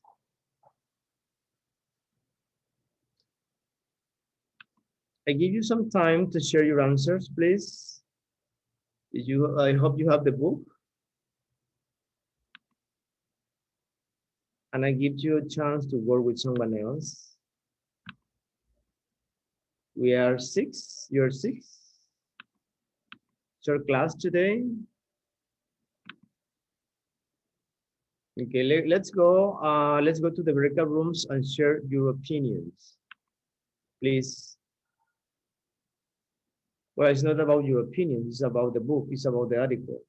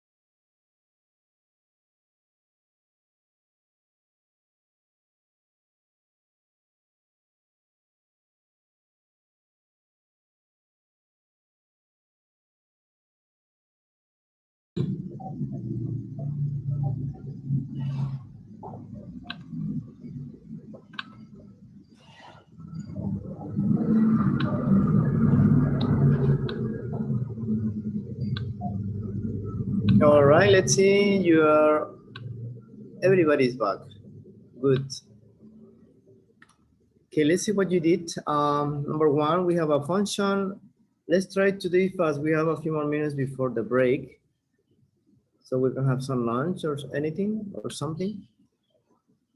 A function proverbs serve in different languages and cultures.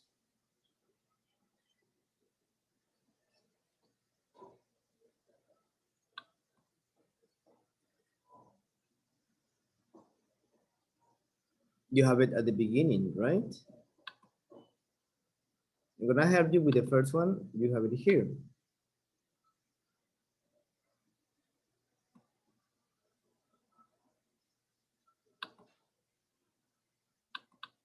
Okay, two different ways scholars look at proverbs. Let's see.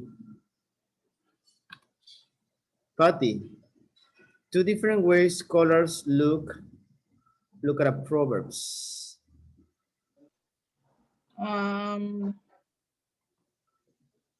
That are unique to a particular culture as a case understanding. It's understanding culture and difference. And other focus proverbs that appear or in almost every language has a way of defining a common wisdom that binds all humans together. Okay. Let's see. Let me number. This is paragraph number 1, number 2, number 3,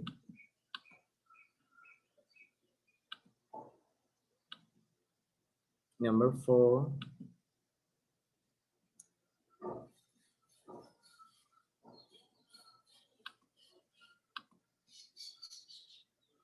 and you have a number 5, of course. Sorry. Just let me put it like this.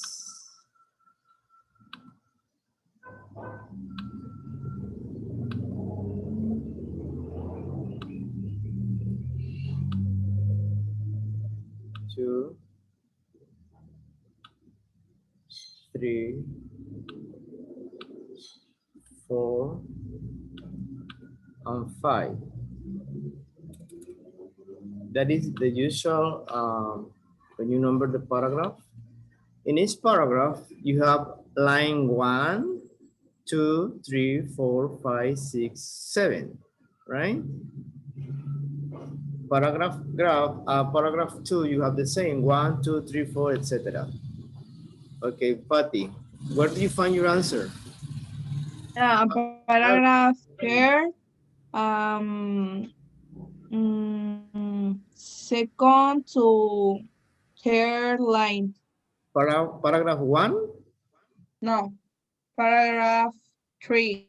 3. Yes, some scholars who study Proverbs look for examples that are unique to a particular culture as a key to understanding cultural differences.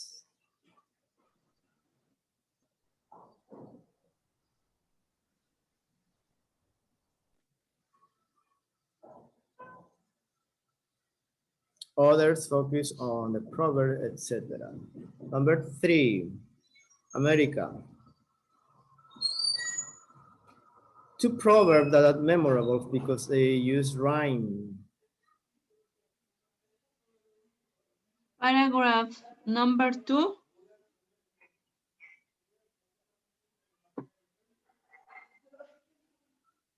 In the lines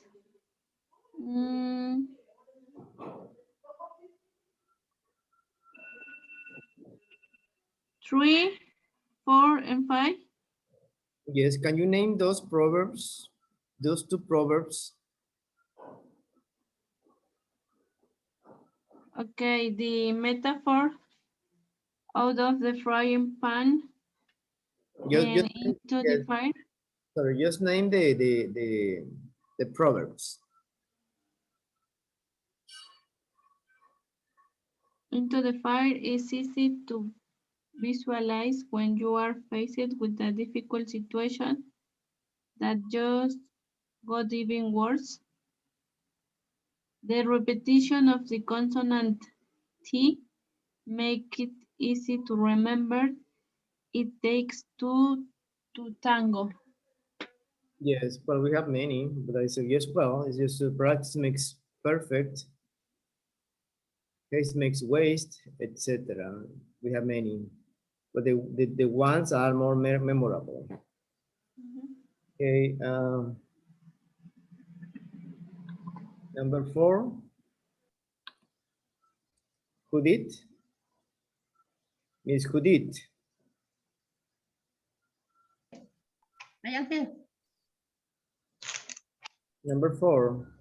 3 proverbs that are memorable because they repeat consonant, word, or structure.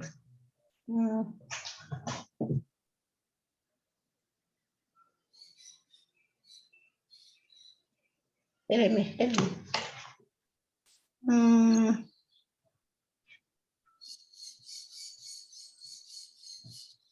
Ya la tenía, pero ya me perdió.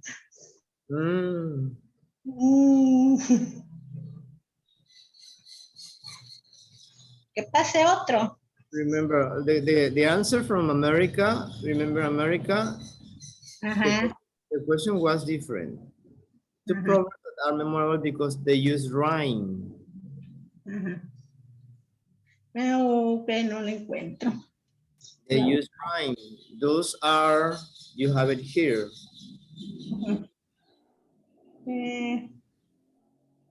While others use a poetic language such as metaphors, repetition, and rhymes.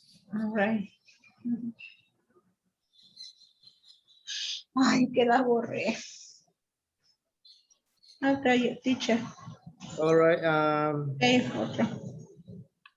So you don't have it, Judith? No, no, Who I has have. number 4? Oh. Anybody? Number 4. 3 proverbs that are memorable because they repeat consonants, words, and structures.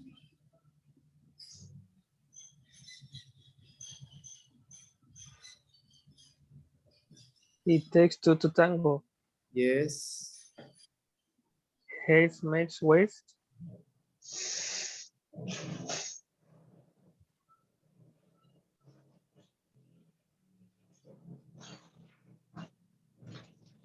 One more.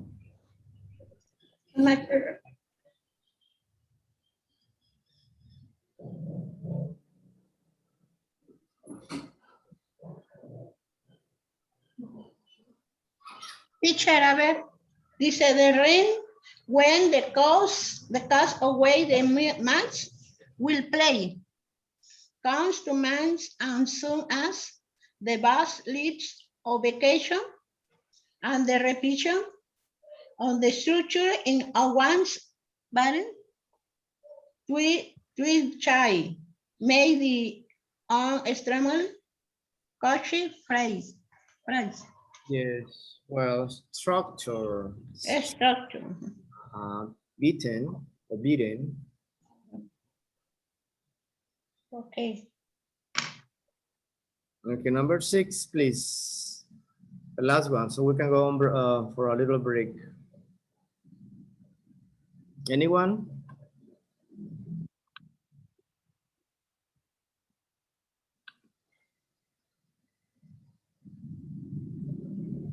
Two things we can learn when we study proverbs from different cultures.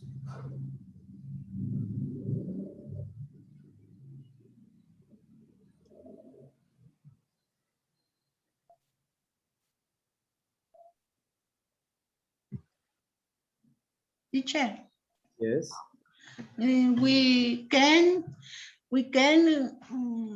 to learn the proverb because a situation on the life and myself. Yes, we can Learn, no, we can to learn. Remember, no, we don't use to after a modal. We can learn. Oh, great. Okay. Yes, is at the end.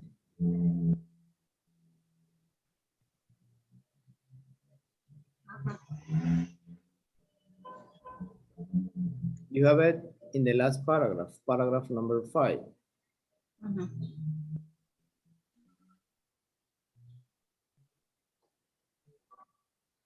Okay, Patty, can you tell me number 6, 2 things we can learn when we study proverbs from different cultures? Proverbs can help us grasp some universally shared wisdom. They also force us to recognize that life is complex and that there are no easy answers.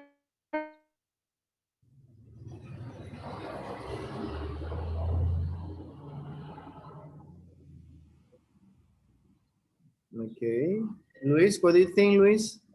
Number 6? And the proverbs don't always offer up universal truth. Okay. 2 things we can learn when we study proverbs from different cultures. Just 2 things. 2 things.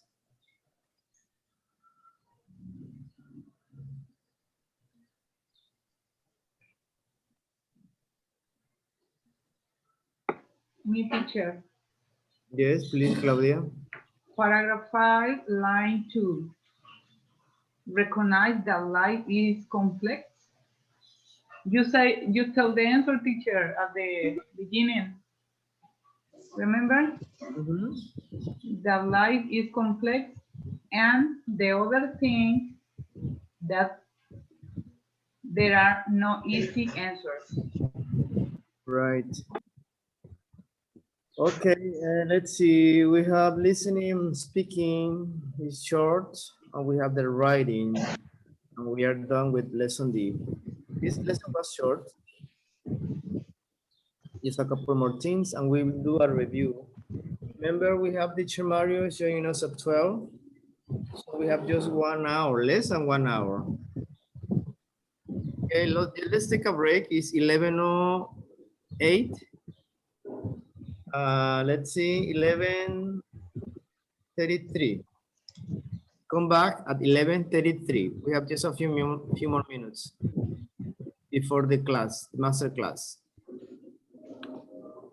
Yes? Yes, teacher. Let's take a break, please.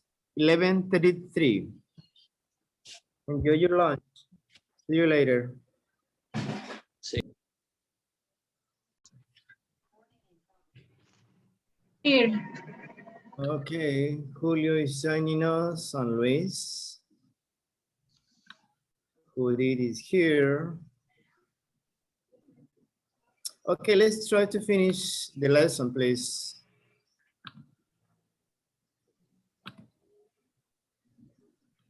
We are almost done.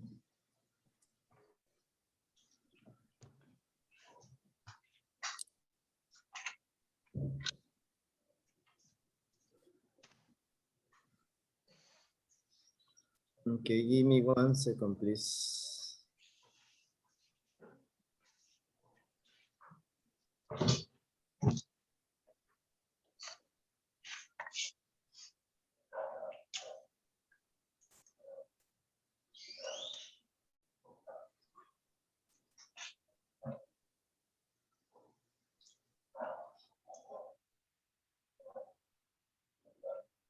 Okay, we have the second part, number 2, listening and speaking, favorite proverbs. Can you guess the meaning of the proverbs below? Discuss with a partner.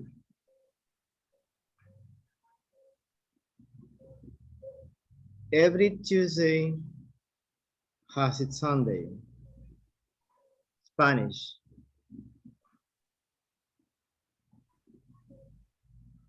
Okay. Can you guess the meaning? Any idea? Every Tuesday has its Sunday. Okay, remember here we have to guess the meaning. We have Guess the from meaning. different countries. This is in Spanish. Every Tuesday has its Sunday.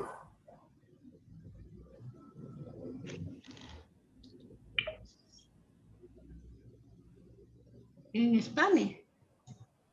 No, the proverb comes from Spain. I mean, the proverb is in Spanish. Just guess the meaning.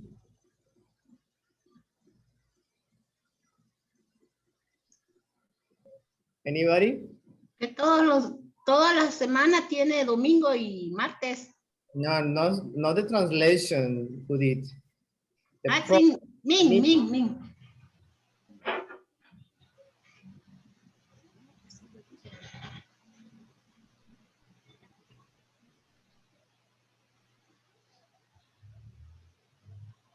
Anybody? No, teacher. I don't not under, I don't understand the It's proverb. like Proverb. every single team has a bad situation and then have a good situation.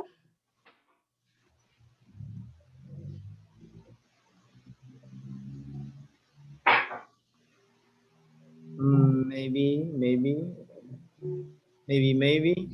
Anybody?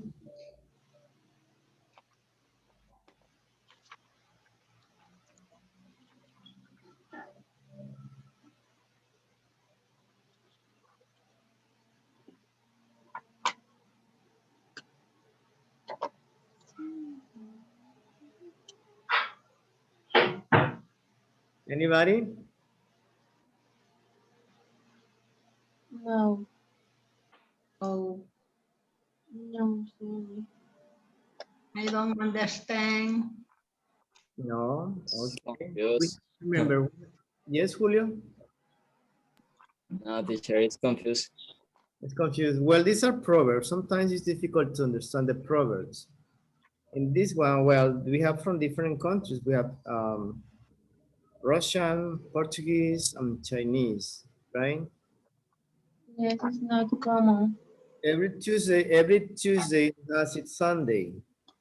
It's about optimism.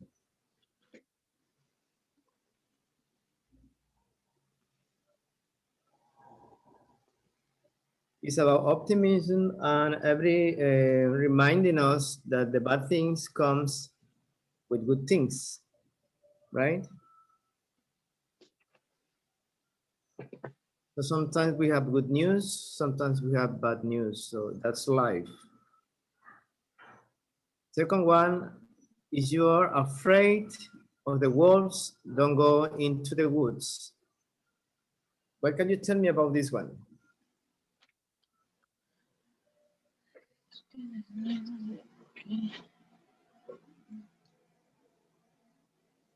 If you're afraid of the wolves, don't go into the woods.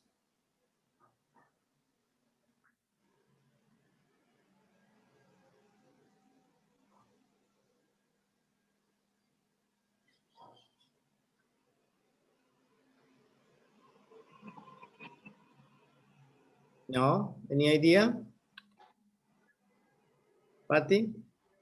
Claudia? If you scared for something, don't do that. Or I don't know. So complicated. Yes, it's an idea. Tell me. Teacher for example, don't looking for problems. Because you will find them. Yeah, that's the same idea. If you are afraid of the wolves, don't go into the woods. Como this, like the Puerto Rican people say, no busques lo que no se te ha perdido. Right?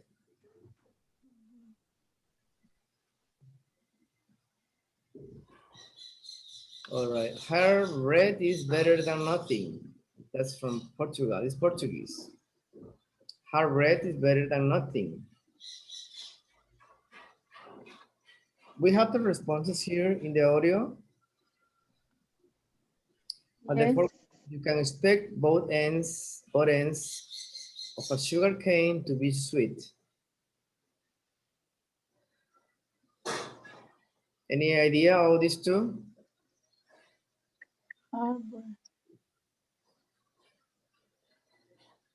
Have something is better than nothing.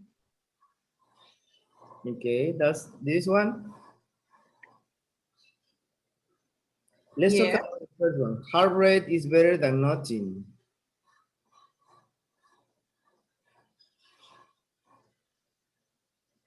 Okay. What about the last one? You can expect both ends of a sugar cane to be sweet.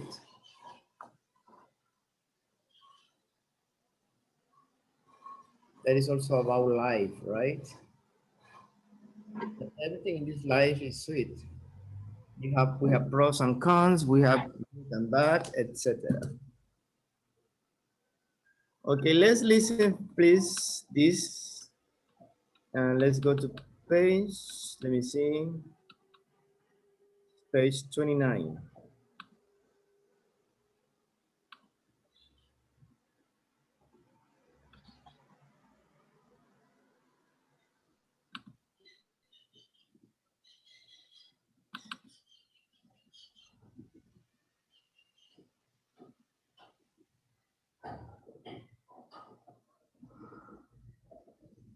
Page 29, Lesson D, Proverbs. 2. Listening and speaking. Favorite Proverbs. B. Listen to 4 people talk about their favorite Proverbs. Number the Proverbs above, 1 to 4. What do they mean? Did you guess the meaning correctly? 1. I think I've been driving my family crazy lately. Ever since I was given that big promotion at work, I have all these new problems to deal with. And every night I come home totally worried and start complaining to everyone. And my grandmother always says to me, if you're afraid of the wolves, don't go into the woods. Like, I chose to accept this promotion, so I have to accept all the problems that come with it. So that's become one of my favorite proverbs. I think it's partly because my grandmother is from Russia, and it says something about her culture. You know, she grew up near a forest where there was a lot of danger. 2. My favorite proverb in Portuguese is hard bread is better than nothing. I like it because it reminds me that when times are bad, you have to be grateful for the little that you have. And I thought of this proverb the other day when I was talking to a friend of mine. She's living with her parents while she looks for a job, and she isn't paying rent or anything because she's not earning any money. And she started complaining to me that she doesn't like the food her parents cook. Can you believe it? 3. My father is always quoting Proverbs to me in Chinese. And my favorite one is, you can't expect both ends of a sugar cane to be sweet. He used it recently when I was complaining about my new apartment. You know, I'm glad I moved into the city, but I've really been bothered by all the noise. So I was telling my father this, and he responded with the proverb about the sugar cane. It means that you can't have the advantages of something without the disadvantages. It always makes me stop and think a bit. 4. You know, things haven't been so great lately. I feel like I've been hit with a whole bunch of problems all at once. But I have a favorite proverb that always makes me feel better. It's every Tuesday has its Sunday. That's what we say in Spanish to cheer people up. You know, it means there are always going to be some bad days, but there are going to be good days too. You just have to be patient. Great. Well, what's easy to detect each one, right? Number 1, 2, 3, and 4. What's number 1?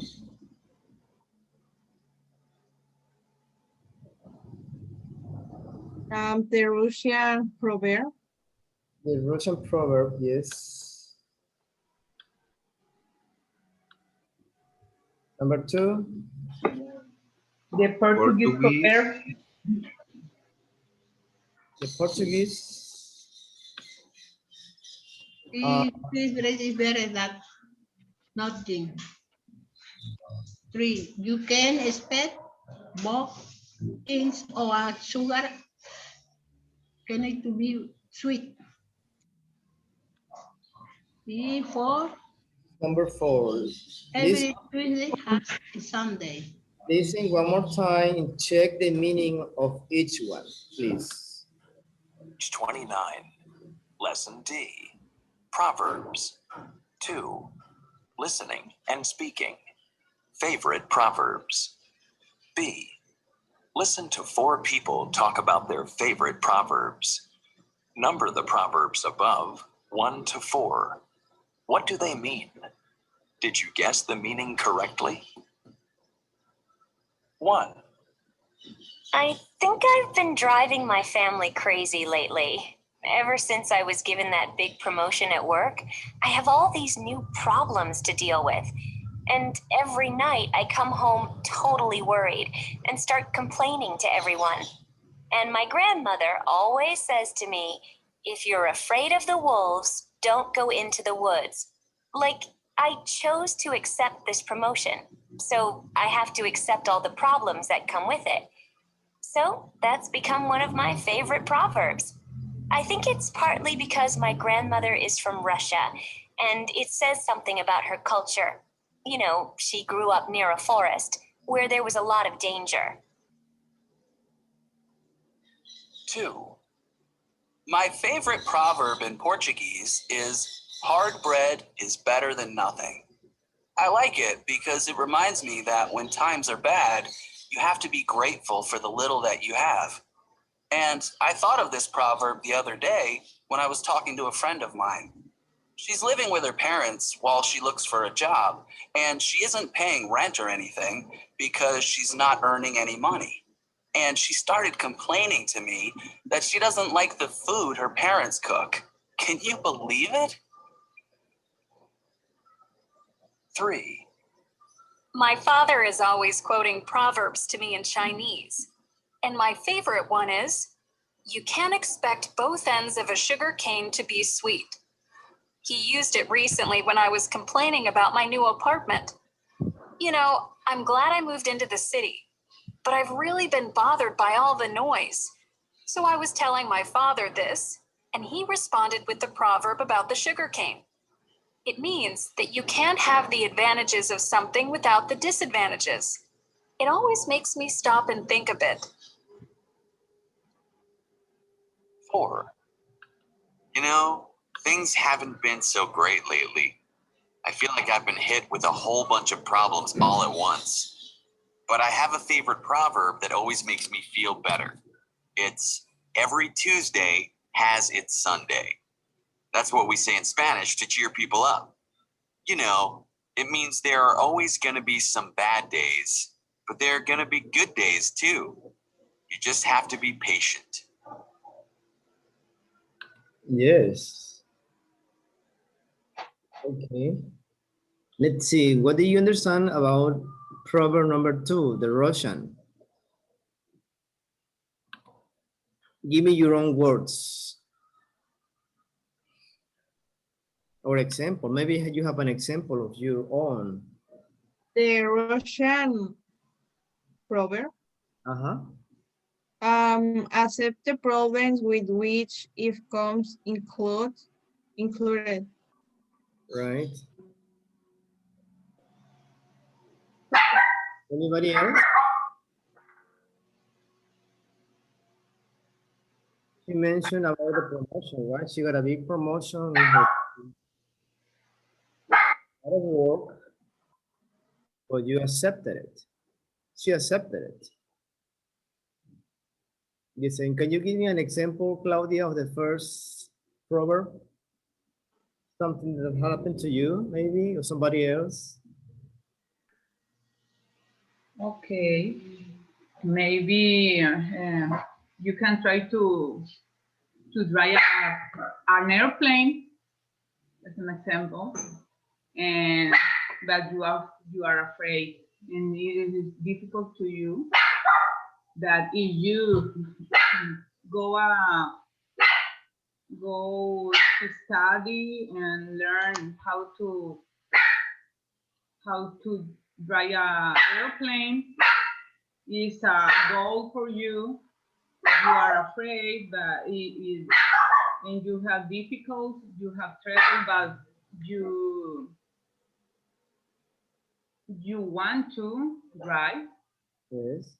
a plane. It's a challenge for you. You Yes. will have problems, but when you do it, it is good for you. Yeah, of course. You are proud of you. Yeah, sometimes you have to take the challenge and you have to prove yourself you can do it, even though you are not like this example about the office, right? She got this promotion, but it was like a lot of work. The same happens with a student. Let's say an example. Let's say Patty. Patty is taking classes in school. She has a lot of work, homework. She has many things to do. She's also having English classes. She's also doing her homework, English homework. Maybe she's taking more lessons, but she knows, right? She knows what's going on because when you have a commitment, so you must take the opportunity. Okay, and number two, Liz, what do you think about number two?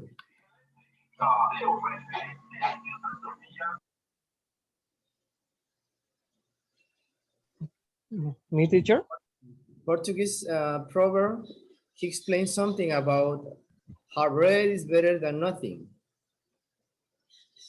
Yes, that's mean that we should be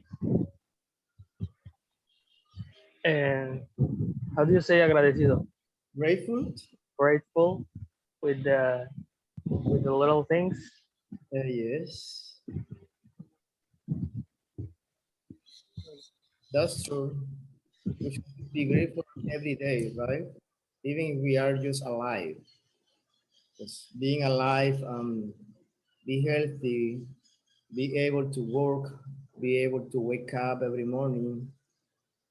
It's good, right? Just you people, a lot of people are suffering. So let's be grateful. That's what it means. Okay, number three. Anybody? Let's see, Gabriel. I think Gabriel is here. Gabriel, what happened to you?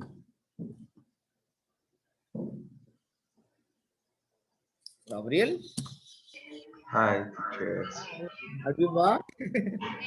¿Dónde estabas? Where were you? Yeah, asleep.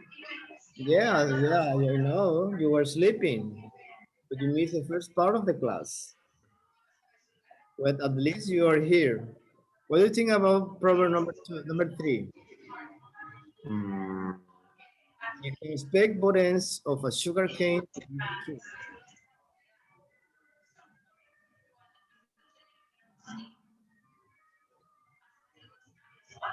You can tell me the meaning or you can give me an example. um,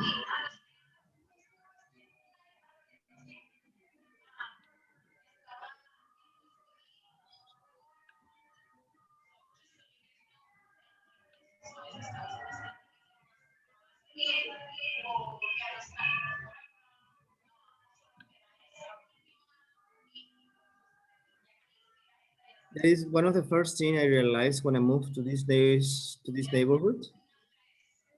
Because well, it's not too expensive to live here. Uh, um, so give me an example, please.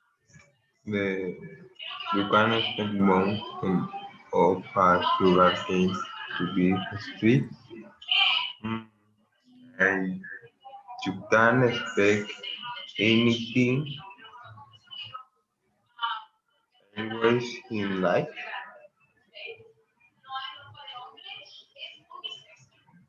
Okay, can you say it again, please? They, uh, they can expect everything always in life. That you cannot expect everything in life, Yeah. right? There's no advantage without disadvantage, right? That's what he says at the end. Not there's no advantage. Everything has an advantage and disadvantage in this life. Okay, what about number 4? Anybody?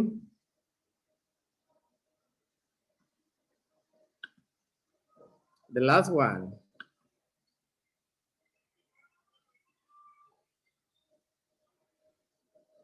The last one. Yes, number 4.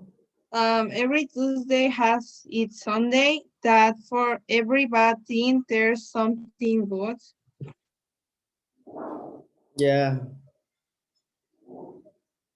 it's something positive, right?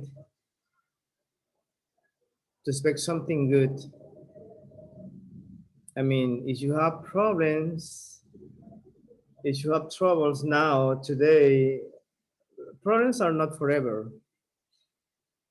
Like we say in Spanish, siempre sale el sol, ¿verdad? O no todos los días sale el sol. Hay veces que está nublado. So do not expect to have a happy day every day.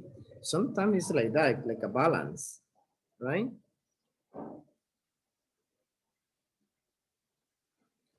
Okay. Well, teacher Maria is joining us in any second. Let's try to match each proverb above with a similar English proverb below. Write the numbers.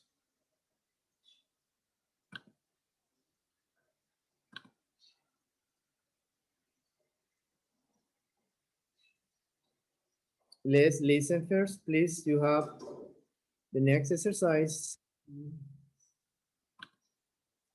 Match each proverb above with a similar English proverb below. Write the numbers. Then listen again as someone comments of each proverb. You can have your cake and eat it too. Every cloud has a silver lining. If you can stand the heat, get out of the kitchen. Beggars can be choosers. Okay, letter A.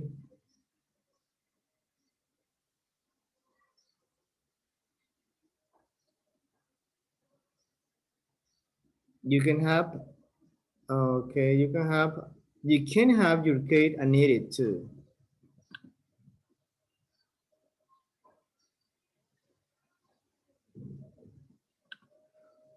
Okay, the last one, we mentioned the last one. Well, number 3, you can expect both ends of a sugar cane to be sweet. Remember, if you have an advantage,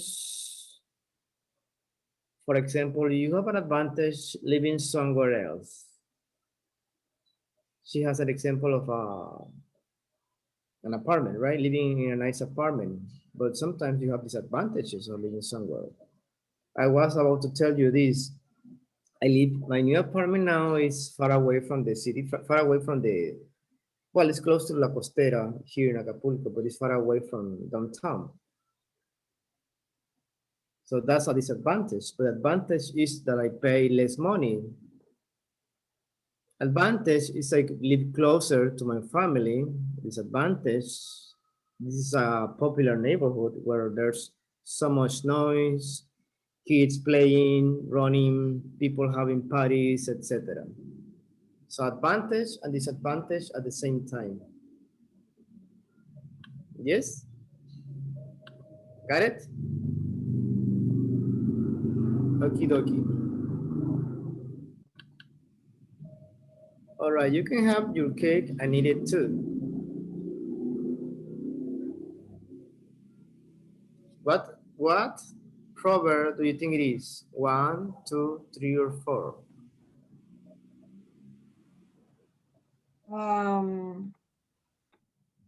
The number 3. Number 3.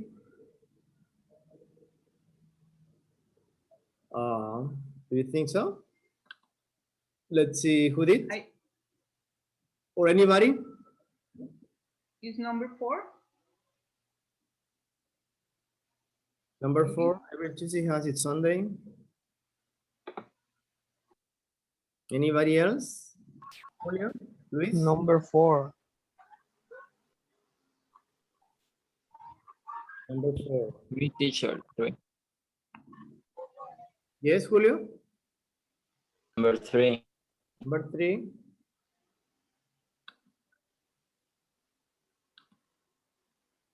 Okay, we have different opinions. We have 2 4s. We have 3. And what else? Number 2. Number 2. Okay. Who did?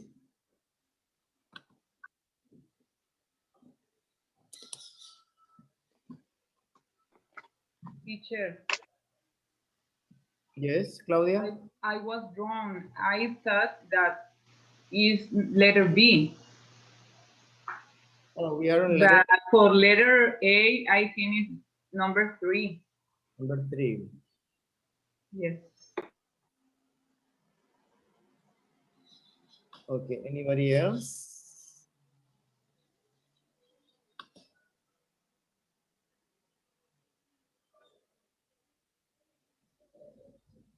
Okay, let's see. Letter B. We'll check the answers at the end. Every cloud has a silver lining.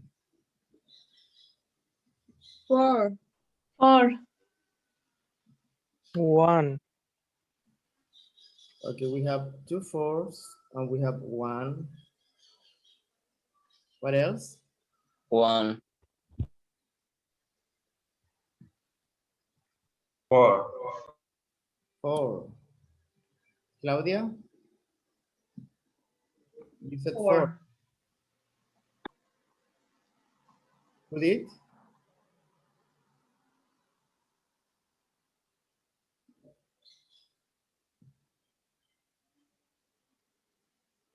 Okay, letter C. If you can stand the heat, get out of the kitchen. 2. 1. 1. 1. 1. You want 1. 1, right? And 2. 2. Remember, this 2 is about being grateful. 2 is about being grateful. Number 1 is when you don't like something and you do it. Or don't try to do it. This one is about advantages and disadvantages. And number 4, it's about seeing the life in a different way. Not every day it's sunny. We have good days, bad days, but the sun is always coming out.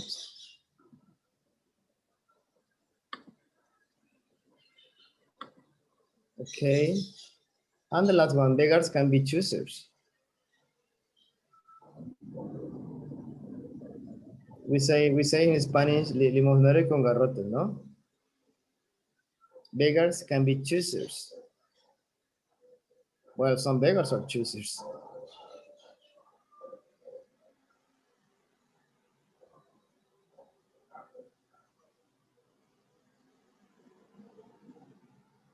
Anybody? Beggars can be choosers. number 3. Number 3. 2. 2. Number 2.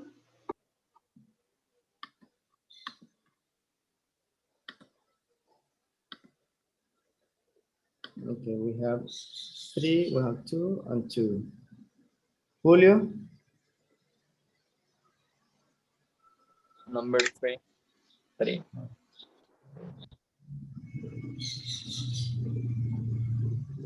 Luis,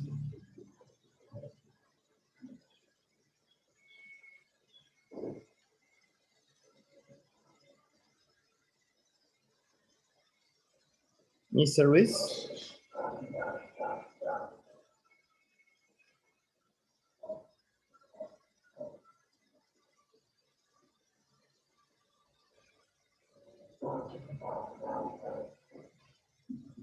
I think Luis is not here. Anyway, letter A, with the letter A, you can have your cake and eat it too. We have 2 4s, 2 3, and 1 2. Well, I mean, it's something similar to the proverb we have here above. So if we compare the meaning,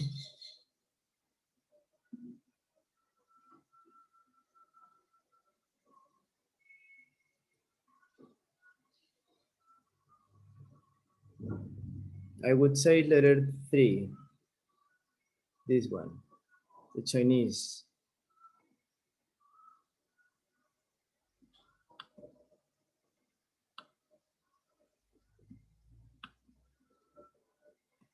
Every cloud has a silver lining. Of course, it's number 4. If you can stand the heat, get out of the kitchen. Number 1, easy. And the last one, of course, is number 2. You have to be, remember this one, you have to be grateful, right? So you cannot be like picky when someone gives you something. Because it's free, they are giving you something, right? So you're gonna choose. All right. Hold on, please.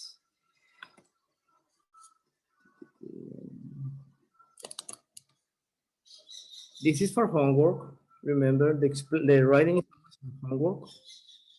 Read the article below. Find the useful expressions from the help note and underline them. Useful expressions. One of my favorite proverbs is often said when, etc. Let me show you here. Well, first, check the help note. Then check the article. You have to follow the same example. We are going to talk about Proverbs. One of my favorite Arabic proverbs is you cannot carry 2 watermelons in one hand. It is often said, and you have to say the meaning. It's often said when a person is taking on too much work or too many challenges.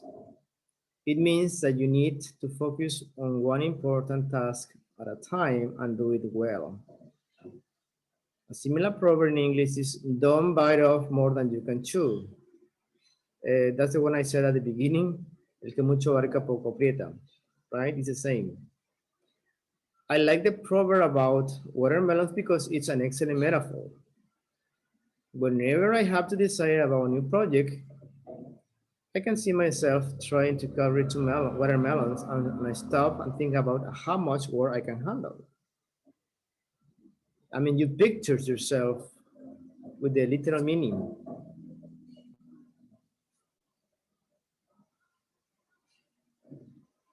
Let me see if I can, well, I should be able to do it.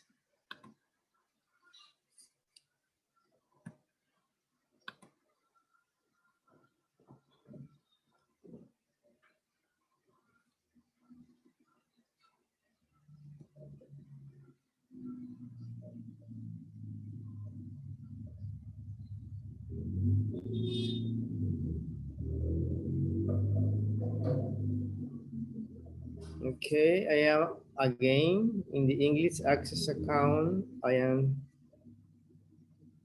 remember, content.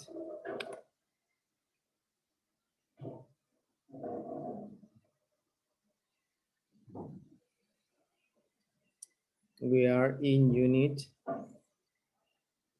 3. When you check, remember, when you check each of you check your book, I can see that like 10%, 24, 17. So I can check how much you have done in your book.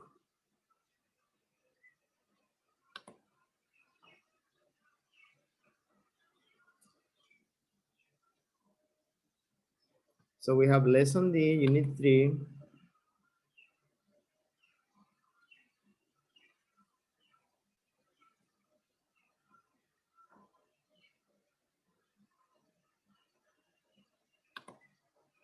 Lesson D, outcomes.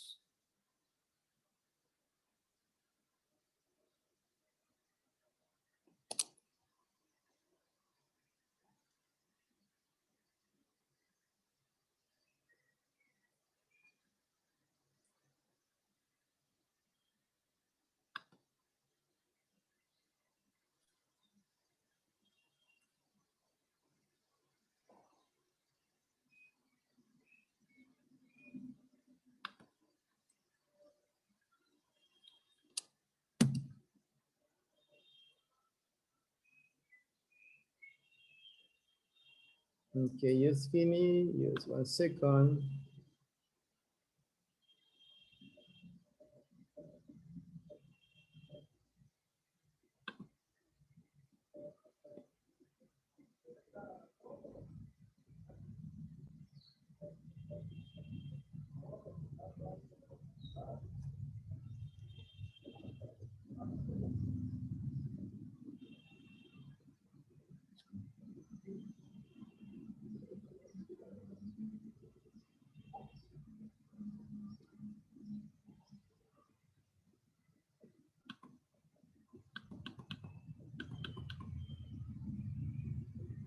You have an example here.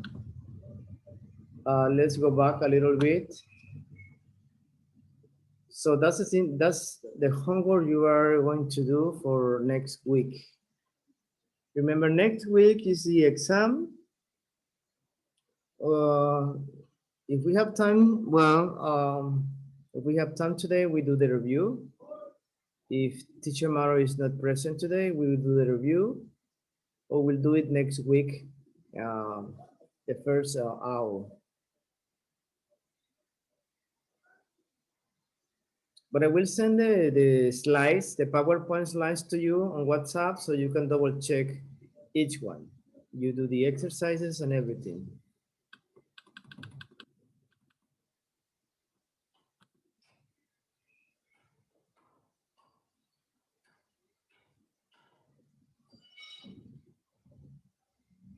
Help note. Explain a proverb. Here are some useful expressions you can use to write about proverbs. One of my favorite proverbs is, you cannot carry 2 watermelons in one hand. It's often said when a person is taking on too much work or too many challenges. It means that you need to focus on one important task at a time and do it well. A similar proverb in English is, don't bite off more than you can chew. I like it because it's an excellent metaphor.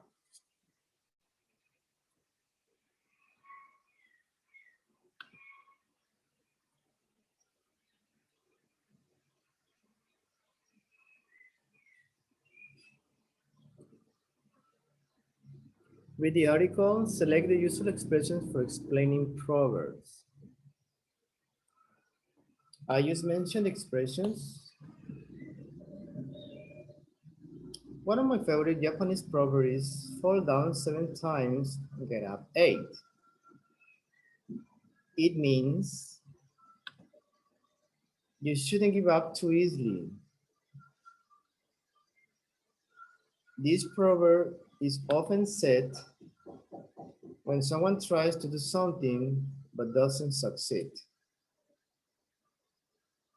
I like this proverb. I like this proverb because I sometimes get frustrated too easily. It reminds me not to think about quitting too soon. A similar proverb in English is, if at first you don't succeed, try. Try again. And we have this picture of this little boy trying to use the board. And she's skating, right? Same happens in everyday life. You can check the answers here. You see you're right. You have 4 or 5. So it means you have one mistake here. You see? Either one, you can start again, clear your answers and start again, or say no, or show the answers.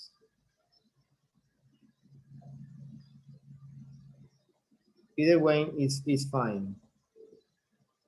So you have the 2 options.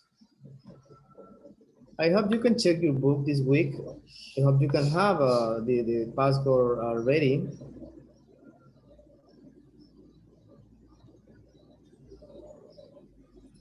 Let me see, I'm just going back a little bit.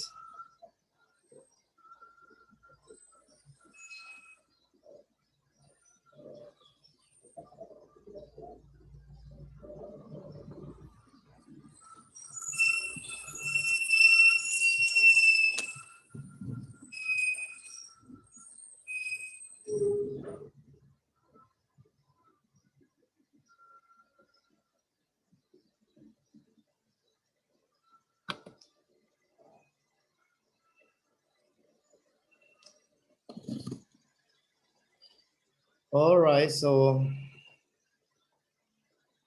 this is the last part of this. So the assignment for you this week is to write an essay, not an essay, but a little composition about proverbs. You have to follow the examples, like the one we just saw.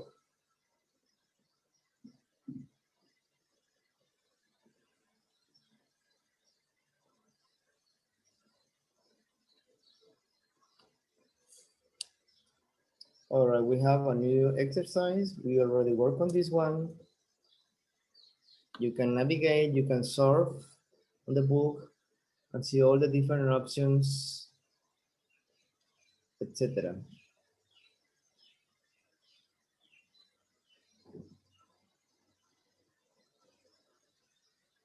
Let me see if, well, in some way, let me see.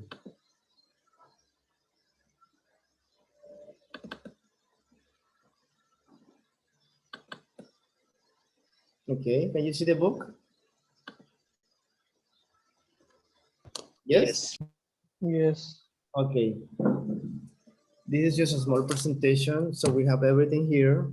It's like a summarize from Unit 1, Unit 2, and Unit 3. That's all what we learned these 3 units. We have different topics, but the most important in these lessons, in these units, so we have 12 lessons, right? We have the grammar part of each one. We have the simple and continuous verb, verb complements, plus ing, verb plus ing. This is this is what you have to review at home so you can prepare for the exam. All of these are on the book, in the grammar part. Comparisons, we have adjectives, nouns, adverbs. Remember this, right? As comfortable as, my jeans, example. We have negative questions to express an opinion, to suggest an idea, to show surprise. We work on this one. Vocabulary about clothes. Easy shopping. You have to remember most of these words.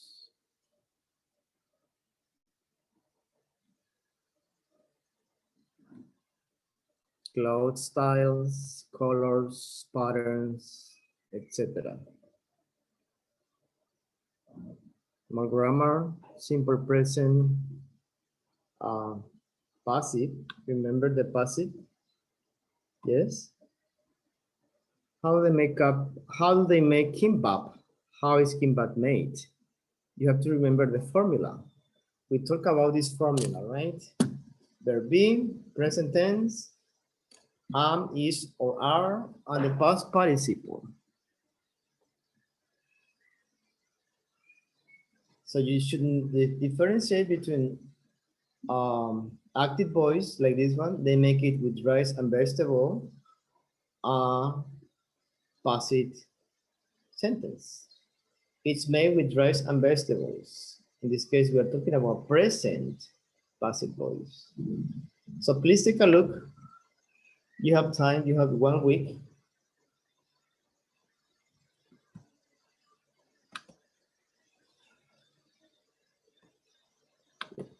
As I said, everything is in the book. Be sure to use the verb be in the present simple passive. The sculptures are carved out of ice. No, the sculptures carved out of ice.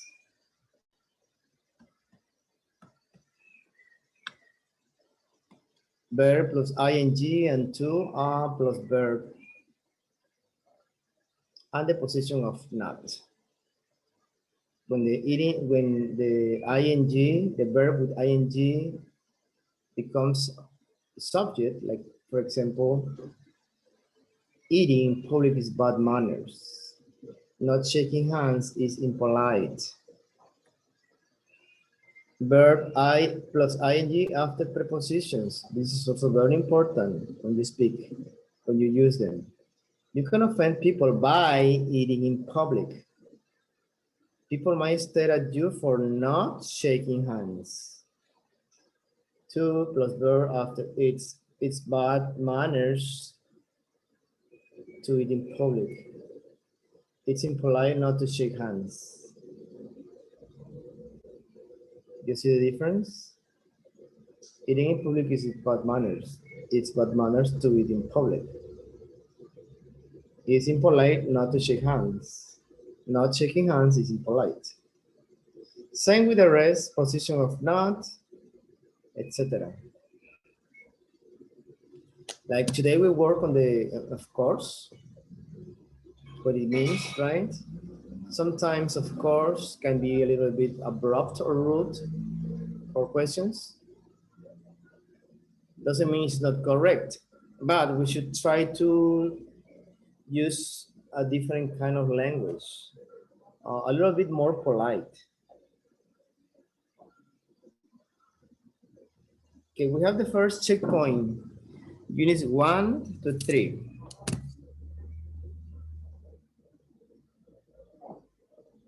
We have, is it polite? We have think, and we have this one. Hold on.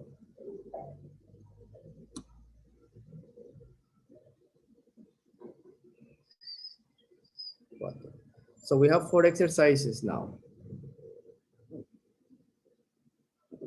Okay, take a screenshot.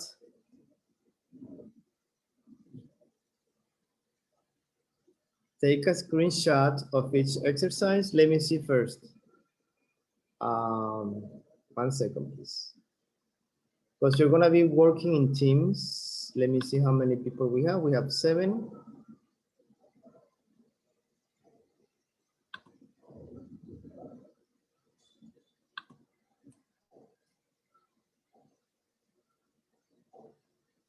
Okay, we have America, Gabriel. No, hold on, hold on.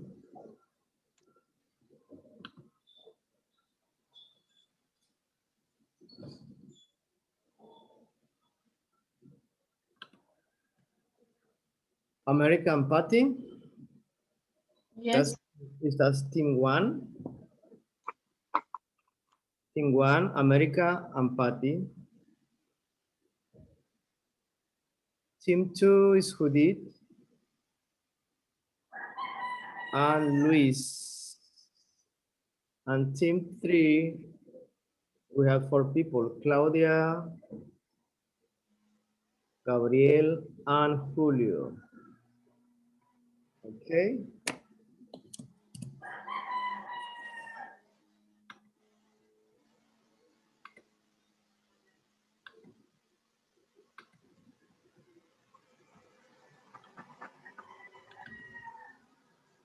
Okay, team one, please do this exercise.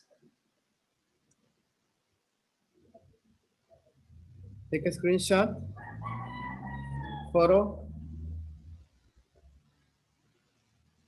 Team two, Judith and Luis, you take this one, take a photo.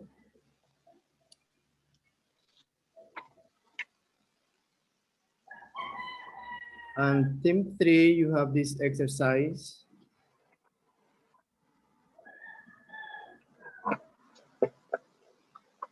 And the last one, if we have time, we can do it. The last one. That's number 4 and 5.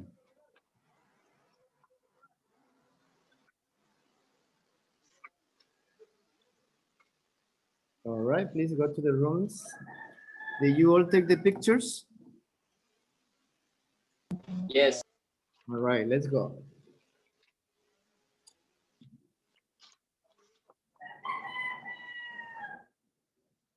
Please join the rooms.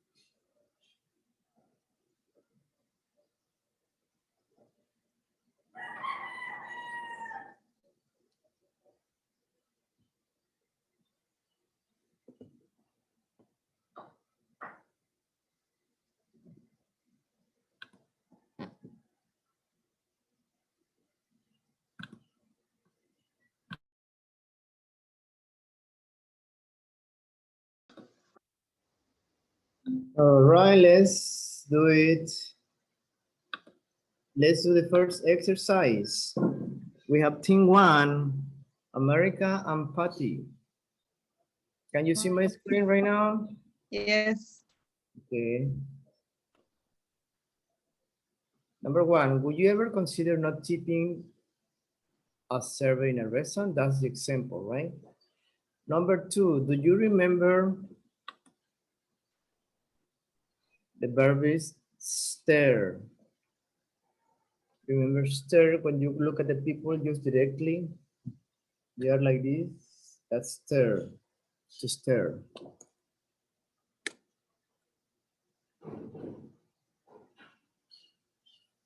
Did you finish the exercise, Patty? An American? Yes. Okay, what do you Yes, have for number two? Do you remember?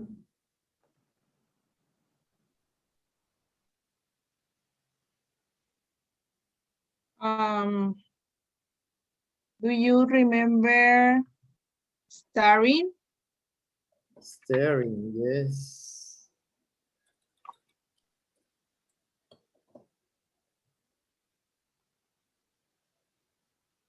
Do you remember staring at people when you were little? Number three, do you feel it's rude not to Not say. to say. not to say? Okay, not to say hello to your neighbors, right? Number four,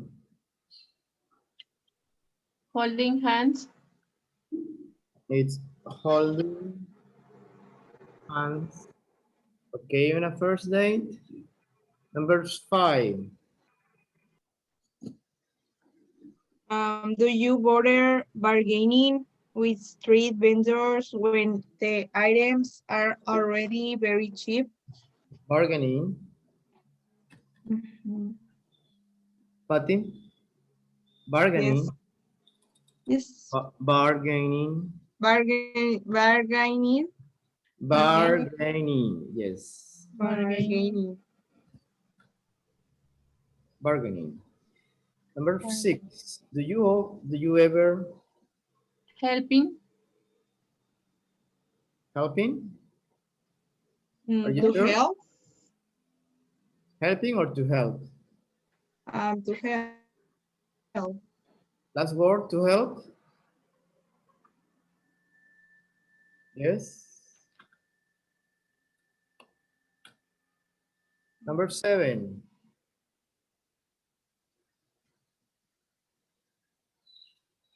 have you and a friend ever ended up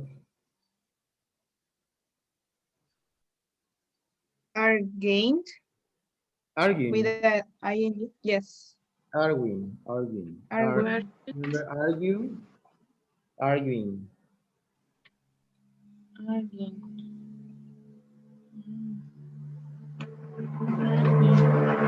Number eight, have you ever offended someone without?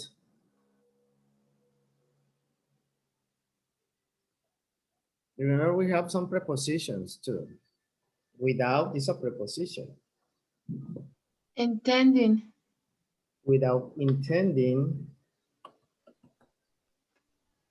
Remember, whatever To you be. tell me, I'm gonna put it here. Even if you make mistakes, we check the mistakes at the end. Okay. Intending To be or to be. rude. Say it again. Vain. To be rude. To be rude. Okay, let's check the answers.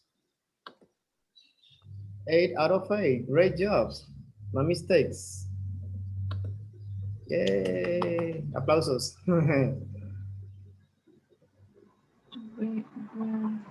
All right, let's see. Next one.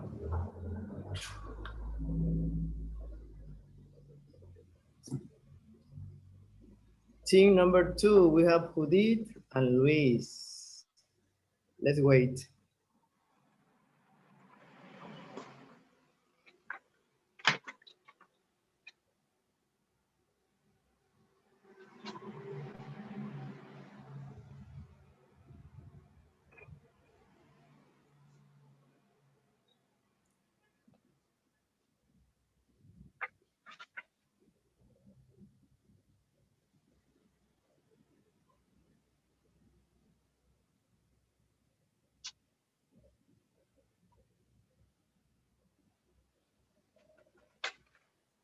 Yes, Judith and Luis, is that the one, right?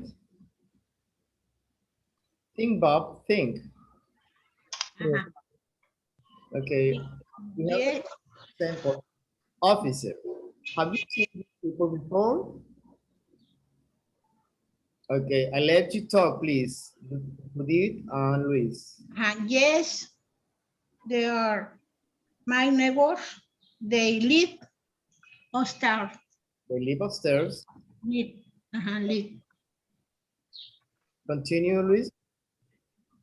How long have they lived there? Yes, Judith. I guess I know them for 6 months. Okay, which one? I know them or I knew? You. I guess I knew them for 6 months. They They. Wait. They. They moved. They move. yes. Good. They moved here in August. When. When have you? When? When No. When. Have. Wait. did? No. When. When. When did Where. When did you? you Did. last? You last. See. Let me see there. See. Let's see them. See. Yeah. Continue. Luis. Oh. Continue. Yo. Okay. A ver. About a week ago, I think. Last Tuesday. Continue, Luis. You're the officer. Luis. Yes. What? Wait a minute. Wait a minute. What? What? Where? Where? Where? Where they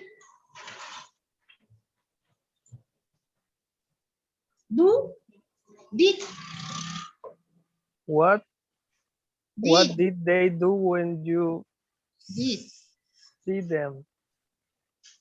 What where they Okay. did what have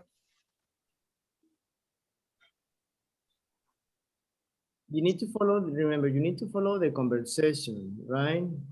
You have present tense, you have perfect, present perfect, ellos past tense, you have present continuous, past continuous. did they did what were they doing? Doing. When you Saw them. saw them. Could you? sin. ¿Dónde está? Voy yo, espérenme. ¿Dónde está? Well, I was come. Well, as I was. I was. Ay, ya me perdí, ya no sé dónde estoy. Espérenme. I was as a come. Come. I was Coming. I was coming. Coming.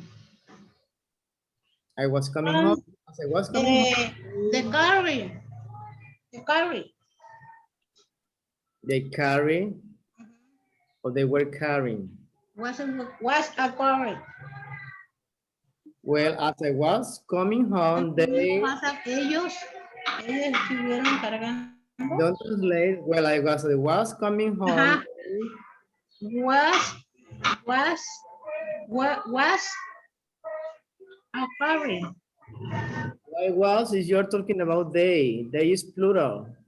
Where? Where a carry? They were carrying Where a carry? police car. Officer, Luis.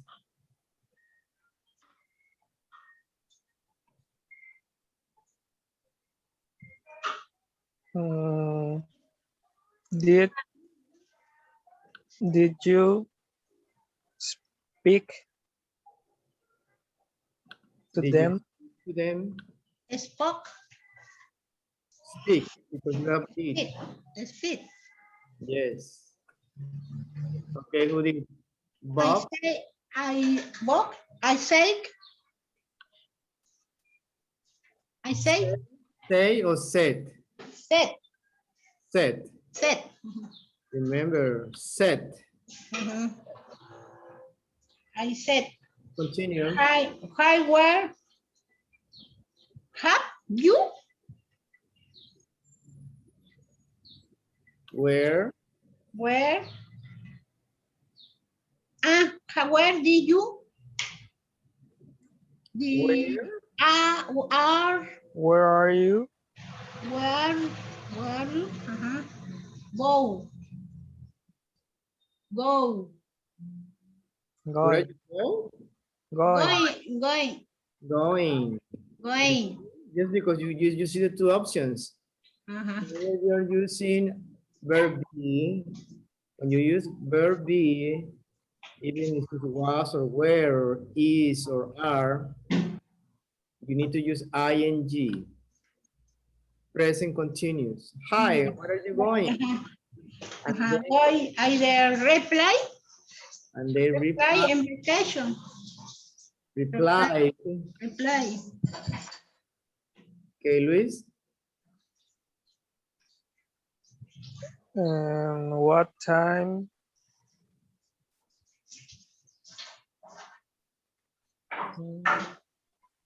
I did. What time, Luis?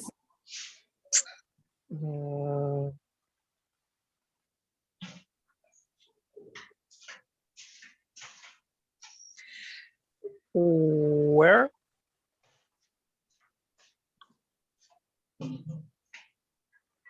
There they finally living.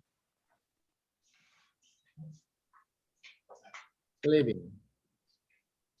Who did? Can you remember what they were? Your Bob. Who did? But it was pretty late, around 11 at night. I guess, officer, can you remember what they were? Okay. Where? Mr. Luis is the officer. Okay. Can you remember? Can you remember what they Where?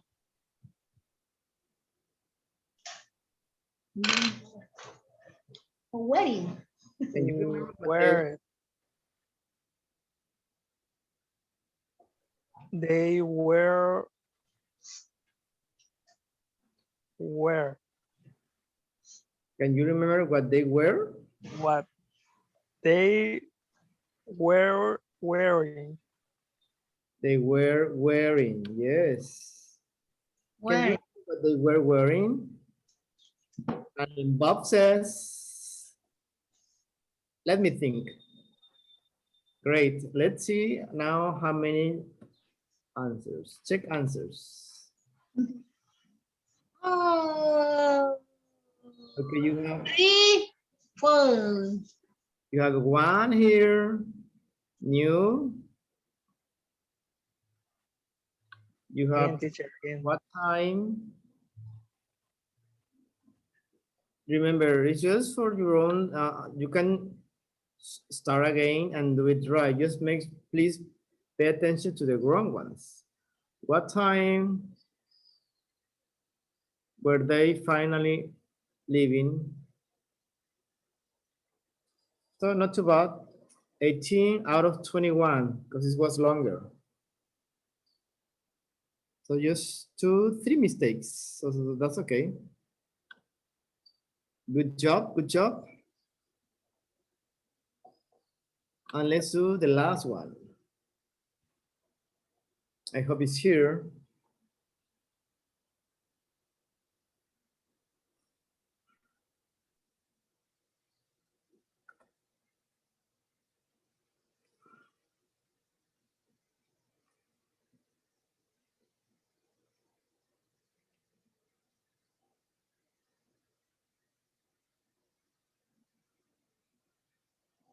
Okay, Mr. Chavez, the director says he's sorry. He was a confusion, but he will be here next Saturday.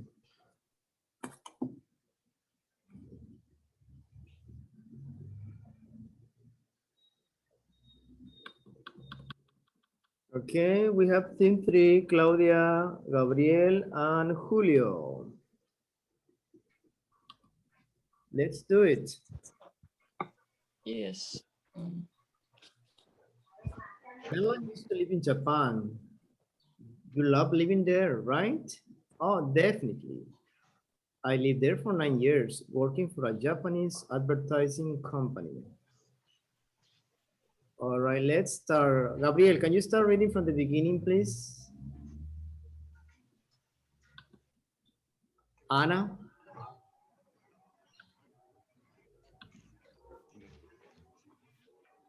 Bella used to live in Japan. You love living there, right?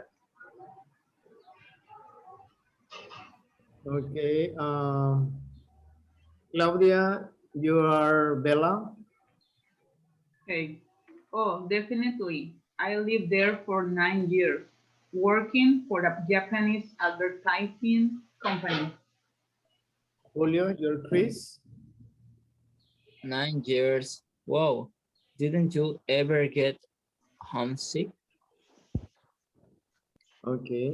Occasionally, but to be honest, I didn't really miss living at home. I was too busy. I mean, now I miss my family. Okay. Hold on, Oh, please. I bet you dig. Hold on, let me pull this. Hold on. Okay. To be honest, I was too busy. I mean,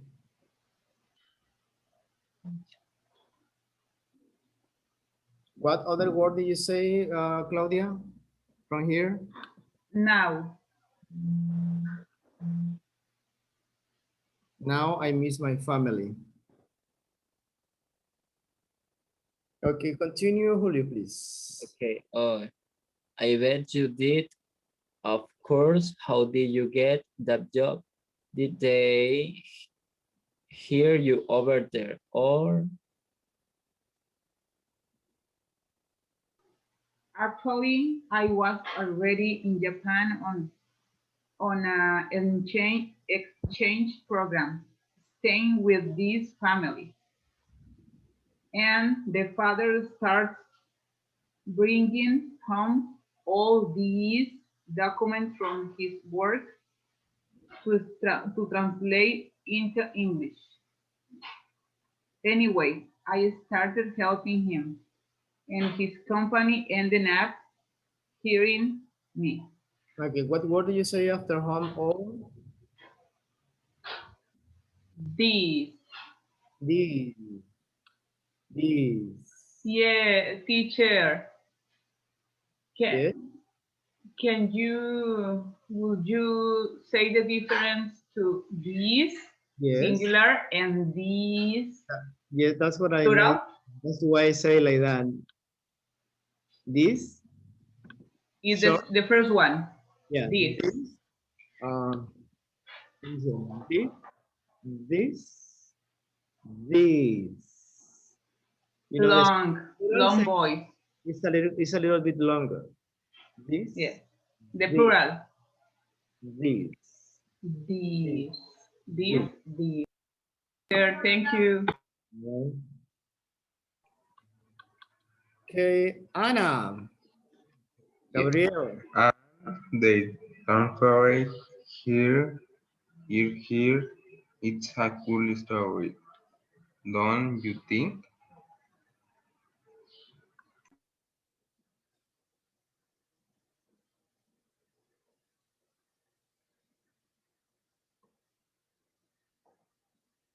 As I transfer her, Gabriel, transferred her, Transfer her. yes. There are two extra words. Let's see.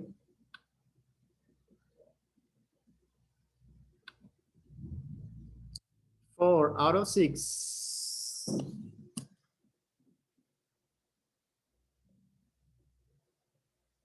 So you have, of course, I bet you did, of course. That's one. And now should be the opposite. Of course, I miss my family.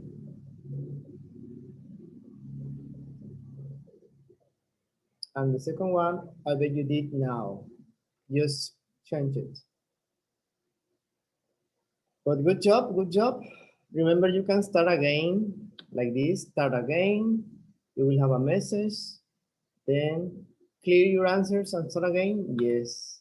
And it's gonna be like this. Okay? Easy, right?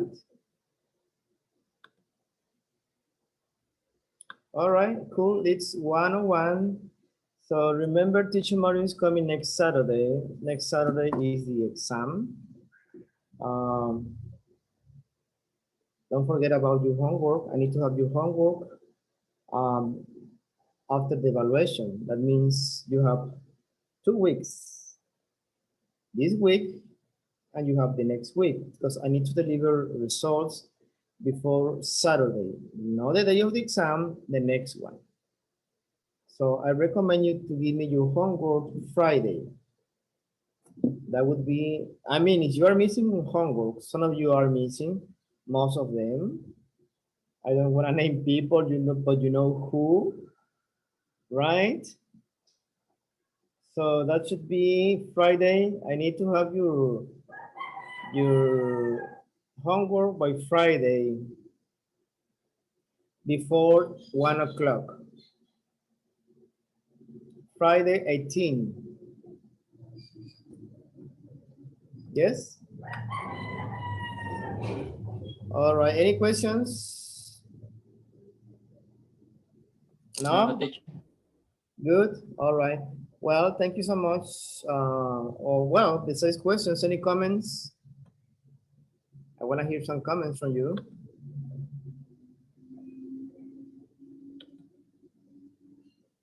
No comments, no questions? No, teacher. All right, cool.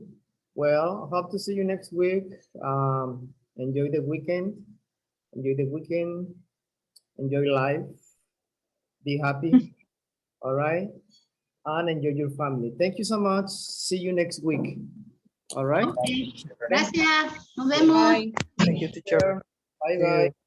Thank Bye, you. classmate. See ya.